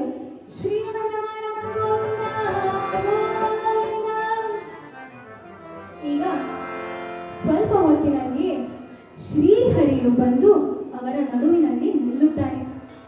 ಏಕೆ ಎಂದು ನೋಡೋಣ. ಅಲ್ಲಿ ನಾರದರು ಹಾಗೂ ಪರ್ವತರ ನಡುವೆ ಮಾತುಕತೆ ನಡೆಯುತ್ತದೆ. ನಾರದರು, ಏನು ಪರ್ವತರೇ ಸ್ವಯಂವರಕ್ಕೆ ಬಂದಿರಾ? ಪರ್ವತರು, ನೀವು ಯಾವುದಕ್ಕೆ ಬಂದಿರೋ? ನಾರದರು ಹೇಳುತ್ತಾರೆ, ಸ್ವಲ್ಪ ಅಲಂಕಾರ ಮಾಡಿ ಬರಬೇಕಿತ್ತಲ್ವಾ ಅಂತ. ಪರ್ವತರು ಹೇಳುತ್ತಾರೆ, ನೀವು ಚೆನ್ನಾಗಿ ಅಲಂಕರಿಸಿಕೊಂಡಿದ್ದೀರಲ್ಲ, ಸಾಕು ನೋಡಿ ಒಬ್ಬರಿಗೊಬ್ಬರಿಗೆ ಹೇಗೆ ಕಾಣುತ್ತಿದ್ದಾರೆ ಅಂತ. ನಾರದರು ಕರಡಿ ಹಾಗೆ, ಪರ್ವತ ಮುನಿ ಮಂಗನ ಹಾಗೆ. ಪರ್ವತರು ಹೇಳುವುದು, ನಿಮ್ಮ ಅಲ್ಲಿ ಹುಡುಗಿ ನಿಮ್ಮ ಮುಖ ನೋಡಿ ನಗಬಾರದಷ್ಟೇ ಎಂದು ನಾರದರು ಹೇಳುತ್ತಿದ್ದಾರೆ.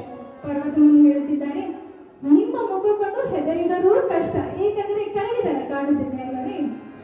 ನಾರದರು ಹೇಳುತ್ತಾರೆ, ಆಗಲಿ ಸರಿ, ಒಳಗೆ ದಯಮಾಡಿ. ಪರ್ವತರು, ಬೀಗರ ಉಪಚಾರ ನಿಮ್ಮ ಪಾಲಿಗೆ ಅಂತ ಕಾಣಿಸುತ್ತೆ. ನಾರದರು ಹೇಳುತ್ತಾರೆ, ಕರೆದವರೆಲ್ಲ ಬೀಗರೇನು ನಿಮಗೆ? ಪರ್ವತರು, ಎಲ್ಲರ ಪಾರುಪತ್ಯವು ನಿಮಗೆ ಏನು? ನಾರದರು ಹೇಳುತ್ತಾರೆ, ಎಲ್ಲರನ್ನು ಮಾತನಾಡಿಸುವುದು ನನ್ನ ಸ್ವಭಾವ. ಅದಕ್ಕೆ ಪರ್ವತರು, ಮಾತನಾಡಿಸಿದವರಿಗೆ ಉತ್ತರ ಕೊಡಲು ನನ್ನ ಸ್ವಭಾವ ಎಂದು. ಶ್ರೀಮದ್ ರಮಾರಮಣ ಗೋವಿಂದ. ಶ್ರೀಮತಿಯನ್ನು ಹೇಗೆ ಕರೆತರುತ್ತಿದ್ದಾರೆ ನೋಡಿ. ಬಂದಳು ಕಾಮಿನಿ ಮದಗಜ ಕಾಮಿನಿ, ಬಂದಳು ಕಾಮಿನಿ ಮದಗಜ ಕಾಮಿನಿ, ಬಂದಳು ಕಾಮಿನಿ. ಬಂದಳು ಜಗ ಸುಂದರಿಯರ ಜಗದಿಂದ ನಾಚಿಸುತ್ತ ಅನ್ನವ ಬೀರುತ್ತ, ಬಂದಳು ಕಾಮಿನಿ ಮದಗಜ ಕಾಮಿನಿ, ಬಂದಳು ಕಾಮಿನಿ. ನಾಟಕರಾಣಿಗೆ ಸರಿ ಲೋಕವೆಲ್ಲ ಬಂದು ಸಿಂಗಲು ಸುರಿ, ಏಕಾಗ್ರದ ಮುನಿ ಗಂಟೆರಿ ಆಕಾಶುಡಿಲೆ ಮಾನವನು ಬಿರಿ, ರಾಗ ಚಂದ್ರ ಸಮಾನನ ಮೆರಿ, ತಾಕಾಡಲು ಕಾಮನ ಕಣ್ಗುಡಿ, ಶ್ರೀಕಾರ್ಯ ಮೈ ಬೆಟ್ಟುದು ಬರಿ. ಇವಳಾರು ಇವಳಾರು ಇವಳಾರು ಇವಳಾರು ಇದು ನವಧರ್ಮ ಗೀತ ಸುವಿಚಾರ ಮೈಗೆ ಕವಿ ಭಾವವಿರುತ್ತ ಈ ನಾರಿ ಮೈಯಾರಿ ಸುಖವೀರಿ ಸುಕುಮಾರಿ. ಬಂದಳು ಕಾಮಿನಿ ಮದಗಜ ಕಾಮಿನಿ, ಬಂದಳು ಕಾಮಿನಿ ಮದಗಜ ಕಾಮಿನಿ, ಬಂದಳು ಕಾಮಿನಿ. ಬಂದಳು ಜಗ ಸುಂದರಿಯರ ಮನದಿಂದ ನಾಚಿಸುವ ಅನ್ನವ ಬೀರುತ್ತ, ಬಂದಳು ಕಾಮಿನಿ.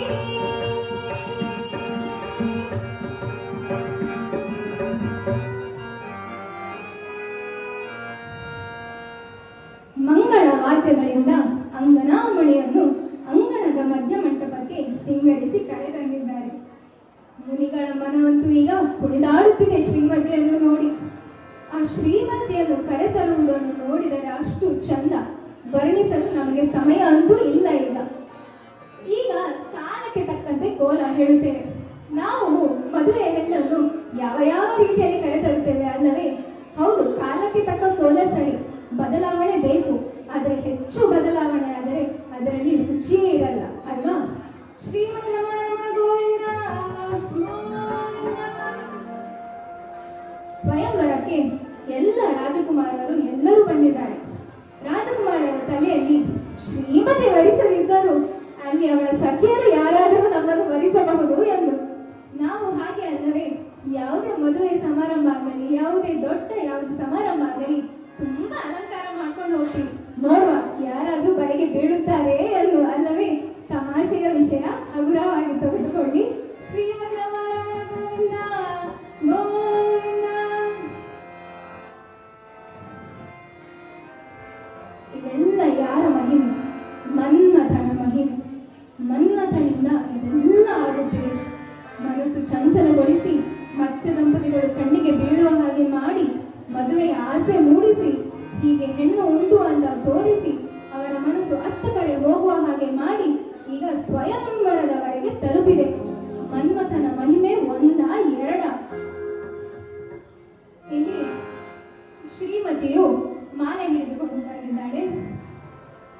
ಮಾಲೆಯ ಬಿಡಿದಳು ಮಾಲಿನಿಯೋ, ಮಾಲೆಯ ಬಿಡಿದಳು ಮಾಲಿನಿಯೋ, ಮಾಲೆಯ ಬಿಡಿದಳು ಮಾಲಿನಿಯೋ, ಬಾಯಿಗೆ ಸಖಿಯರು ಪರನು ತೋಟರು, ಬಾಯಿಗೆ ಸಖಿಯರು ಪರನು ತೋಟರು, ಮಾಲೆಯ ಬಿಡಿದಳು ಮಾಲಿನಿಯೋ, ಮಾಲೆಯ ಬಿಡಿದಳು ಮಾಲಿನಿಯೋ. ಇವನಂಗಾರಿಪ ಮಂಗಾರಿಪನಿವ ಕೇಳುಗಳಿಂದಲೂ ಭೂರ್ಜರನು, ಇವನೇ ಚೊಣ್ಣಪನಿವ ಮಾಡವನಿವನೇ, ಲಾಳೆಯ ಪತಿ ನೋಡಿದನೇ. ಇವ ದೇವೇಂದ್ರನು, ಇವ ಶೈಲೇಂದ್ರನು, ಇವನೇ ಮಗನು ನೋಡಿದನು. ಇವನೇ ಮುನೀಂದ್ರನು ನಾಗೇಂದ್ರನಿವ, ಇವನೇ ಮನ್ಮಥನು ನೋಡಿದನು. ಮಾಲೆಯ ಬಿಡಿದಳು ಮಾಲಿನಿಯೋ, ಮಾಲೆಯ ಬಿಡಿದಳು ಮಾಲಿನಿಯೋ, ಮಾಲೆಯ ಬಿಡಿದಳು ಮಾಲಿನಿಯೋ. ಅಲ್ಲಿ ನೋಡಿದರೆ ದೇವೇಂದ್ರ ಇದ್ದಾನೆ, ಕಳಿಂಗ ಇದ್ದಾನೆ, ಅಂಗಾಲಿಪ ಇದ್ದಾನೆ, ನಾಗೇಂದ್ರನಿದ್ದಾನೆ, ಕಡೆಗೆ ಯಾರಿದ್ದಾರೆ? ಮನ್ಮಥನಿದ್ದಾನೆ. ಆಯಿತು, ಪರ್ವತ ಮುನಿ ನಾರದರು ತುಂಬಾ ಸಿಟ್ಟು ಬಂತು ಅವರಿಗೆ. ಮನ್ಮಥ ಇಲ್ಲಿಯೂ ಬಂದು ಬಿಟ್ಟನ? ಆಯಿತು, ಇನ್ನು ಶ್ರೀಮತಿ ನಮ್ಮನ್ನು ಭರಿಸುವುದಿಲ್ಲ, ನಮ್ಮನ್ನು ಮದುವೆ ಆಗುವುದೇ ಇಲ್ಲ ಎಂದು. ಮನ್ಮಥ ಬಂದ ಮೇಲೆ ಅವನಷ್ಟು ಚಂದ ಬೇರೆ ಯಾರೂ ಇಲ್ಲ, ಶ್ರೀಮತಿ ಅವನಿಗೆ ಹಾರ ಹಾಕುವಳು ಎಂದು ಮಾತನಾಡಿಕೊಳ್ಳುತ್ತಿದ್ದಾರೆ. ಅಲ್ಲಿ ಸಖಿಯರು ಶ್ರೀಮತಿಯೊಡನೆ ಬಂದು ಒಬ್ಬೊಬ್ಬರನ್ನೇ ಪರಿಚಯಿಸುತ್ತಿದ್ದಾರೆ. ಇದು ದೇವೇಂದ್ರ, ಇವರು ನಾಗೇಂದ್ರ, ಇವರು ಚೋಳ, ಇವರು ಅಂಗಾಲಿಪ ಎಂದು. ನಾರದರ ಬಳಿ ಬರುವಾಗ ಅವರು ಹೇಳುತ್ತಾರೆ, ಇವರು ನಾರದರು ಎಂದು. ಇವರು ನಿನ್ನ ತಂದೆಯ ಬಳಿ ವಚನ ತಗೊಂಡಿದ್ದಾರೆ, ನೀನು ಇವರನ್ನೇ ವರಿಸಬೇಕು ಎಂದು. ಶ್ರೀಮತಿ ಹೇಳುತ್ತಾಳೆ, ನಿಮಗೆ ಹುಚ್ಚಿಗೆ ಸಿಟ್ಟಿದ್ಯಾ? ನಾನೊಂದು ವಯಸ್ಸಿಗೆ ಬಂದಿದ್ದೇನೆ ಎಂದು ಈಗ ಮಾಡುವುದು? ನಾನು ಈ ಕರಡಿಯನ್ನು ಮದುವೆಯಾಗಿ ರಾತ್ರಿ ಇಡೀ ಮೈ ತುರಿಸಿಕೊಂಡಿರಬೇಕೆ? ನಿಮಗೆ ತಲೆ ಸರಿ ಇಲ್ಲವೇ ಎಂದು ಕೇಳುತ್ತಾಳೆ. ಅಲ್ಲ ಶಿ, ನೀನು ನಾರದರಿಗೆ ಹೀಗೆ ಹೇಳುವುದೇ? ಇವರು ನಾರದರು, ನಾರಾಯಣನ ನಾಮಸ್ಮರಣೆ ಮಾಡುವವರು, ಇವರಿಗೆ ನೀನು ಹೀಗೆ ಹೇಳುವುದೇ ಎಂದು. ಸರಿ, ಇನ್ನು ಮುಂದೆ ಹೋದರೆ ಪರ್ವತ ಮುನಿಯನ್ನು ಪರಿಚಯಿಸುತ್ತಿದ್ದಾರೆ. ಇವರು ಪರ್ವತ ಮುನಿಯನ್ನು, ಇವರು ನಿನ್ನ ತಾಯಿಯ ಬಳಿ ಕಲ್ಯಾಣಿಯ ಬಳಿ ವಚನ ಸ್ವೀಕರಿಸಿದ್ದಾರೆ, ನೀನು ಇವರನ್ನೇ ವರಿಸಬೇಕು ಎಂದು. ನನ್ನ ಗ್ರಹಚಾರವೇ? ಶ್ರೀಮತಿ ಕೇಳುತ್ತಾಳೆ. ನನ್ನ ಗ್ರಹಚಾರವೇ ನಾನು ಇವರಿಗೆ ಮಾಲೆ ಹಾಕೋಬೇಕು? ಇವರ ಮೂತಿ ನೋಡು, ಮಂಗನಂತೆ ಇದೆ. ನನ್ನ ತಲೆ ಸರಿ ಇಲ್ಲಪ್ಪ, ನಾನು 100 ಜನ ಮದುವೆ ಆಗುವುದಿಲ್ಲ. ನಿಮಗೆ ನಾನೊಂದು ಆಟದ ಸಾಮಾನಿನ ಹಾಗೆ ಆಗಿದ್ದೇನೆ, ಹೇಗೆ ಬೇಕೋ ಹಾಗೆ ಯಾರನ್ನಾದ್ರೂ ಕರೆ ತಂದಿದ್ದೀನಿ. ಮಂಗ ಅಂತ ಇಲ್ಲ, ಕರಡಿ ಅಂತ ಇಲ್ಲ, ಸ್ವಯಂವರ ಹೇಳಿದ ಕೂಡಲೇ ಎಲ್ಲರೂ ಬಂದು ಬಿಡುವುದೇ? ಶ್ರೀಮದ್ರಮಣ ಗೋವಿಂದ ಗೋವಿಂದ. ಈಗ ಶ್ರೀಹರಿಯು ಅಲ್ಲಿ ಇದ್ದಾರೆ ಅಲ್ಲವೇ? ಶ್ರೀಹರಿ ನಾರದರ ಬಳಿ ಹೋಗಿ ಹೇಳುವುದು, ನಾರದರೆ ನೋಡಿ, ಪರ್ವತ ಮುನಿಯನ್ನು ಮಂಗನಂತೆ ಮಾಡಿದ್ದೇನೆ, ಮಾಲೆ ನಿಮಗೆ, ಶ್ರೀಮತಿ ನಿಮ್ಮನ್ನೇ ಮದುವೆ ಆಗುವುದು ಎಂದು. ನಾರದರಿಗೆ ಬಹಳ ಖುಷಿ. ಸ್ವಲ್ಪ ಹೊತ್ತಿನ ನಂತರ ಪರ್ವತ ಮುನಿ ಬಳಿ ಹೋಗಿ, ಪರ್ವತ ಮುನಿಯರೇ, ನಾರದರನ್ನು ನೋಡಿ ಕರಡಿ ಹಾಗೆ ಮಾಡಿಬಿಟ್ಟಿದ್ದೇನೆ, ಶ್ರೀಮತಿ ನಿಮಗೆ ಮಾಲೆ ಹಾಕುವುದು ಎಂದು. ಖುಷಿಯೋ ಖುಷಿ. ಶ್ರೀಮದ್ ರಮಣ ಗೋವಿಂದ ಗೋವಿಂದ. ಆದರೆ ಶ್ರೀಮತಿ ಏನು ಮಾಡಿದಳು? ಶ್ರೀಮತಿ ಹತ್ತಿರ ಬಂದು ಅತ್ತ ಇತ್ತ ನೋಡಲಿಲ್ಲ. ಯಾರಿಗೆ ಮಾಲೆ ಹಾಕಿದಳು? ಶ್ರೀಹರಿಗೆ ಮಾಲೆ ಹಾಕಿದಳು. ಇಂದಿರಾರಮಣ ಗೋವಿಂದ ಗೋವಿಂದ. ಯಾಕೆ ಶ್ರೀಹರಿಗೆ ಮಾಲೆ ಹಾಕಿದ್ದು? ಶ್ರೀಹರಿ ಅಂದರೆ ನಾರಾಯಣ, ಶ್ರೀಮತಿ ಲಕ್ಷ್ಮೀ ಸ್ವರೂಪ ಸಂಭೂತೆ. ಅವಳು ಲಕ್ಷ್ಮೀ ದೇವಿಗೆ, ಕಲ್ಯಾಣಿ ಹಾಗೂ ಅಂಬರೀಷರು ಲಕ್ಷ್ಮೀ ದೇವಿಗೆ ಪ್ರಾರ್ಥನೆ ಮಾಡಿ ಹುಟ್ಟಿದವಳು. ಹಾಗೆ ಅವಳು ಶ್ರೀಮತಿ, ಶ್ರೀನಿವಾಸನ ಮನಸ್ಸಿನಲ್ಲಿ ಇರುವವಳು ಅಲ್ಲವೇ? ಹಾಗಾದರೆ ಶ್ರೀಮತಿ ಶ್ರೀಹರಿಯನ್ನು ಬಿಟ್ಟು ಬೇರೆ ಯಾರಿಗಾದರೂ ಯಾಕೆ ಮಾಲೆ ಹಾಕಬೇಕು ಹೇಳಿ? ನಾರದರು ಹಾಗೂ ಪರ್ವತ ಮುನಿಯವರು ಆಶ್ಚರ್ಯದಿಂದ ನೋಡುತ್ತಿದ್ದಾರೆ. ಏನಾಗಿ ಹೋಯಿತಪ್ಪ, ಈ ಶ್ರೀಹರಿ ಇಲ್ಲಿ ಬಂದು ಹೀಗೆ ಮಾಡಿಬಿಟ್ಟನೋ? ನಮ್ಮ ವಚನ ಕೊಡಲಿಲ್ಲ, ನಮಗೆ ನಮ್ಮ ಆಸೆಗೆ ಧಕ್ಕೆ ತಂದಿಟ್ಟಿದ್ದಾನೆ.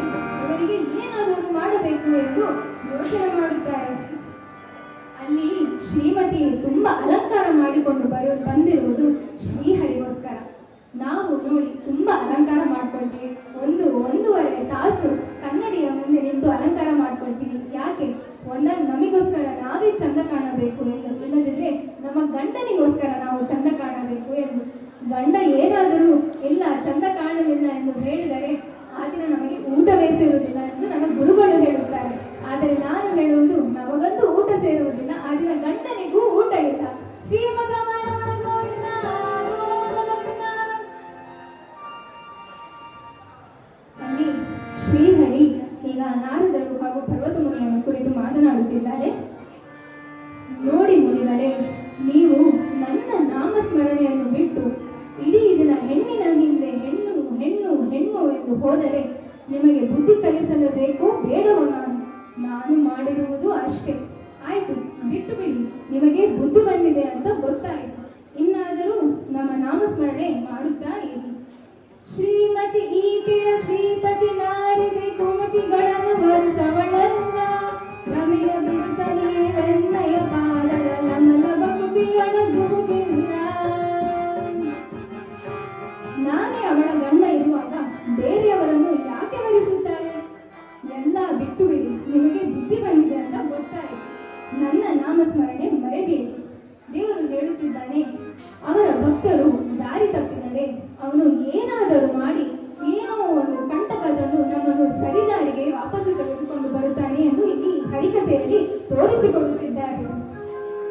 ನಾರದರು ಹಾಗೂ ಪರ್ವತ ಮುನಿಯವರು ಶ್ರೀಹರಿಗೆ ಹೇಳುವುದು, ಸ್ವಾಮಿ, ನಮ್ಮದು ಅಪರಾಧವಾಯಿತು.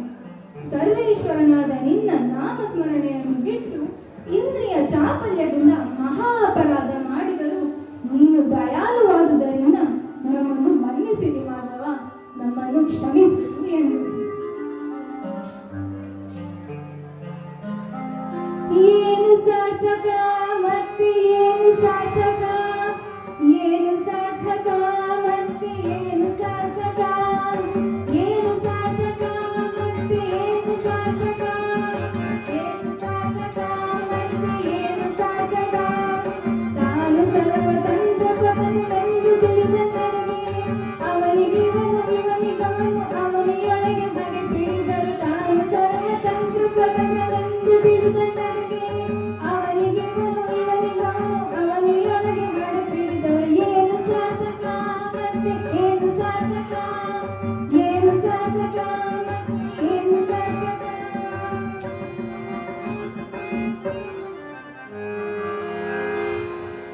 ನಮ್ಮ ಜೀವನ ದೇವರ ನಾಮಸ್ಮರಣೆ ಇಲ್ಲದೆ ಏನೂ ಸಾರ್ಥಕ ಇಲ್ಲ ಎಂದು ನಾವು ಯೋಗ್ಯರಲ್ಲ ಈ ಭೂಮಿಯಲ್ಲಿ ಇರಲು. ಸದಾ ಕಾಲ ದೇವರ ನಾಮಸ್ಮರಣೆಯಲ್ಲಿದ್ದರೆ, ದೇವರ ಚಿಂತನೆಯಲ್ಲಿದ್ದರೆ ನಮ್ಮ ಜೀವನದಲ್ಲಿ ಯಾವ ಕಷ್ಟ ದುಃಖ ನಮ್ಮ ಬಳಿ ಸುಳಿಯುವುದಿಲ್ಲ ಎಂದು ತೋರಿಸಿಕೊಡುತ್ತಿದ್ದಾರೆ. ಈಗ ನಾರದರಿಗೆ ಕೋಪ ಬಂದಿದೆ, ಪರ್ವತ ಮುನಿಗೆ ಕೋಪ ಬಂದಿದೆ. ನಾರದರು ಹೇಳುತ್ತಾರೆ, ಮುಂದಿನ ಅವತಾರದಲ್ಲಿ ನೀನು ರಾಮಾವತಾರ ಮಾಡುವಾಗ ನೀನು ನಿನ್ನ ಹೆಂಡತಿಯನ್ನು ಕಳೆದುಕೊಂಡು ವನವಾಸದಲ್ಲಿ ಹೆಂಡತಿಯನ್ನು ಹುಡುಕಲು ಸಿದ್ಧರಾಗು ಎಂದು. ಪರ್ವತ ಮುನಿ ಹೇಳುತ್ತಾನೆ, ಆ ಸಮಯದಲ್ಲಿ ಕರಡಿ ಹಾಗೂ ಮಂಗಗಳು ನಿನ್ನ ಬಂಟರಾಗಿರಬೇಕು ಎಂದು. ನೋಡಿ, ರಾಮಾವತಾರದಲ್ಲಿ ಅದೇ ಆಗಿದ್ದು ನೋಡಿ.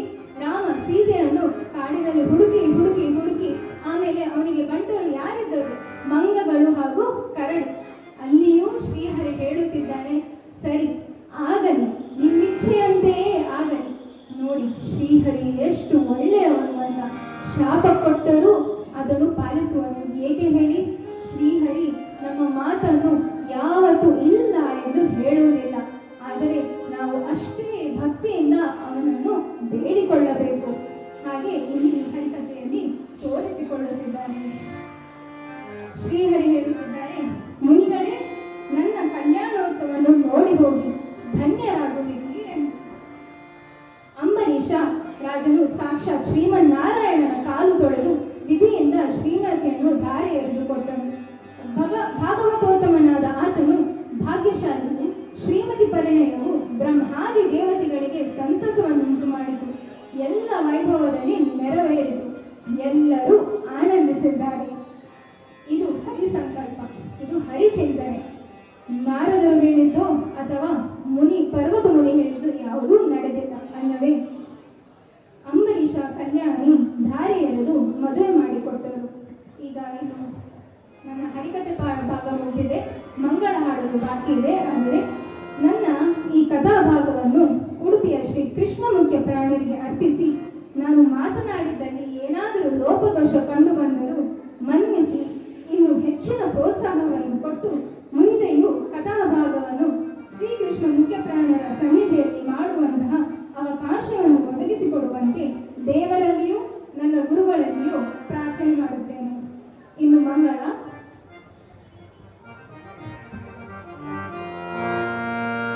ಮಂಗಳಂ ಜಯ ಮಂಗಳಂ ಪರಮಾಸನದಲ್ಲಿ ಕುಳಿತವಗೆ, ಪರಮ ತತ್ವವನ್ನು ತಿಳಿದವಗೆ.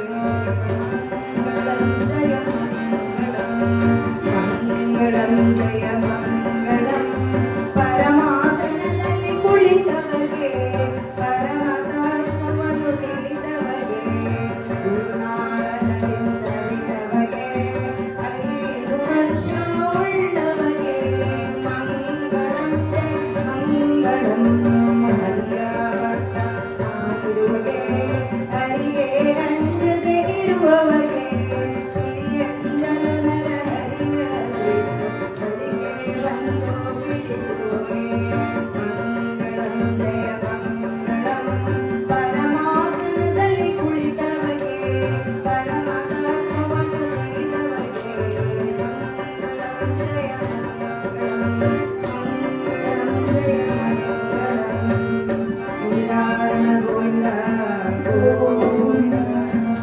ಈ ಕೃಷ್ಣ ಮಂಡಲೋತ್ಸವದ ನಡುವಿನಲ್ಲಿ ನನಗೆ ಹರಿ ಕೀರ್ತನೆ ಮಾಡುವ ಅವಕಾಶ ಒದಗಿಸಿಕೊಟ್ಟಿದ್ದಾರೆ ನಮ್ಮ ಪರ್ಯಾಯ ಶ್ರೀಗಳು.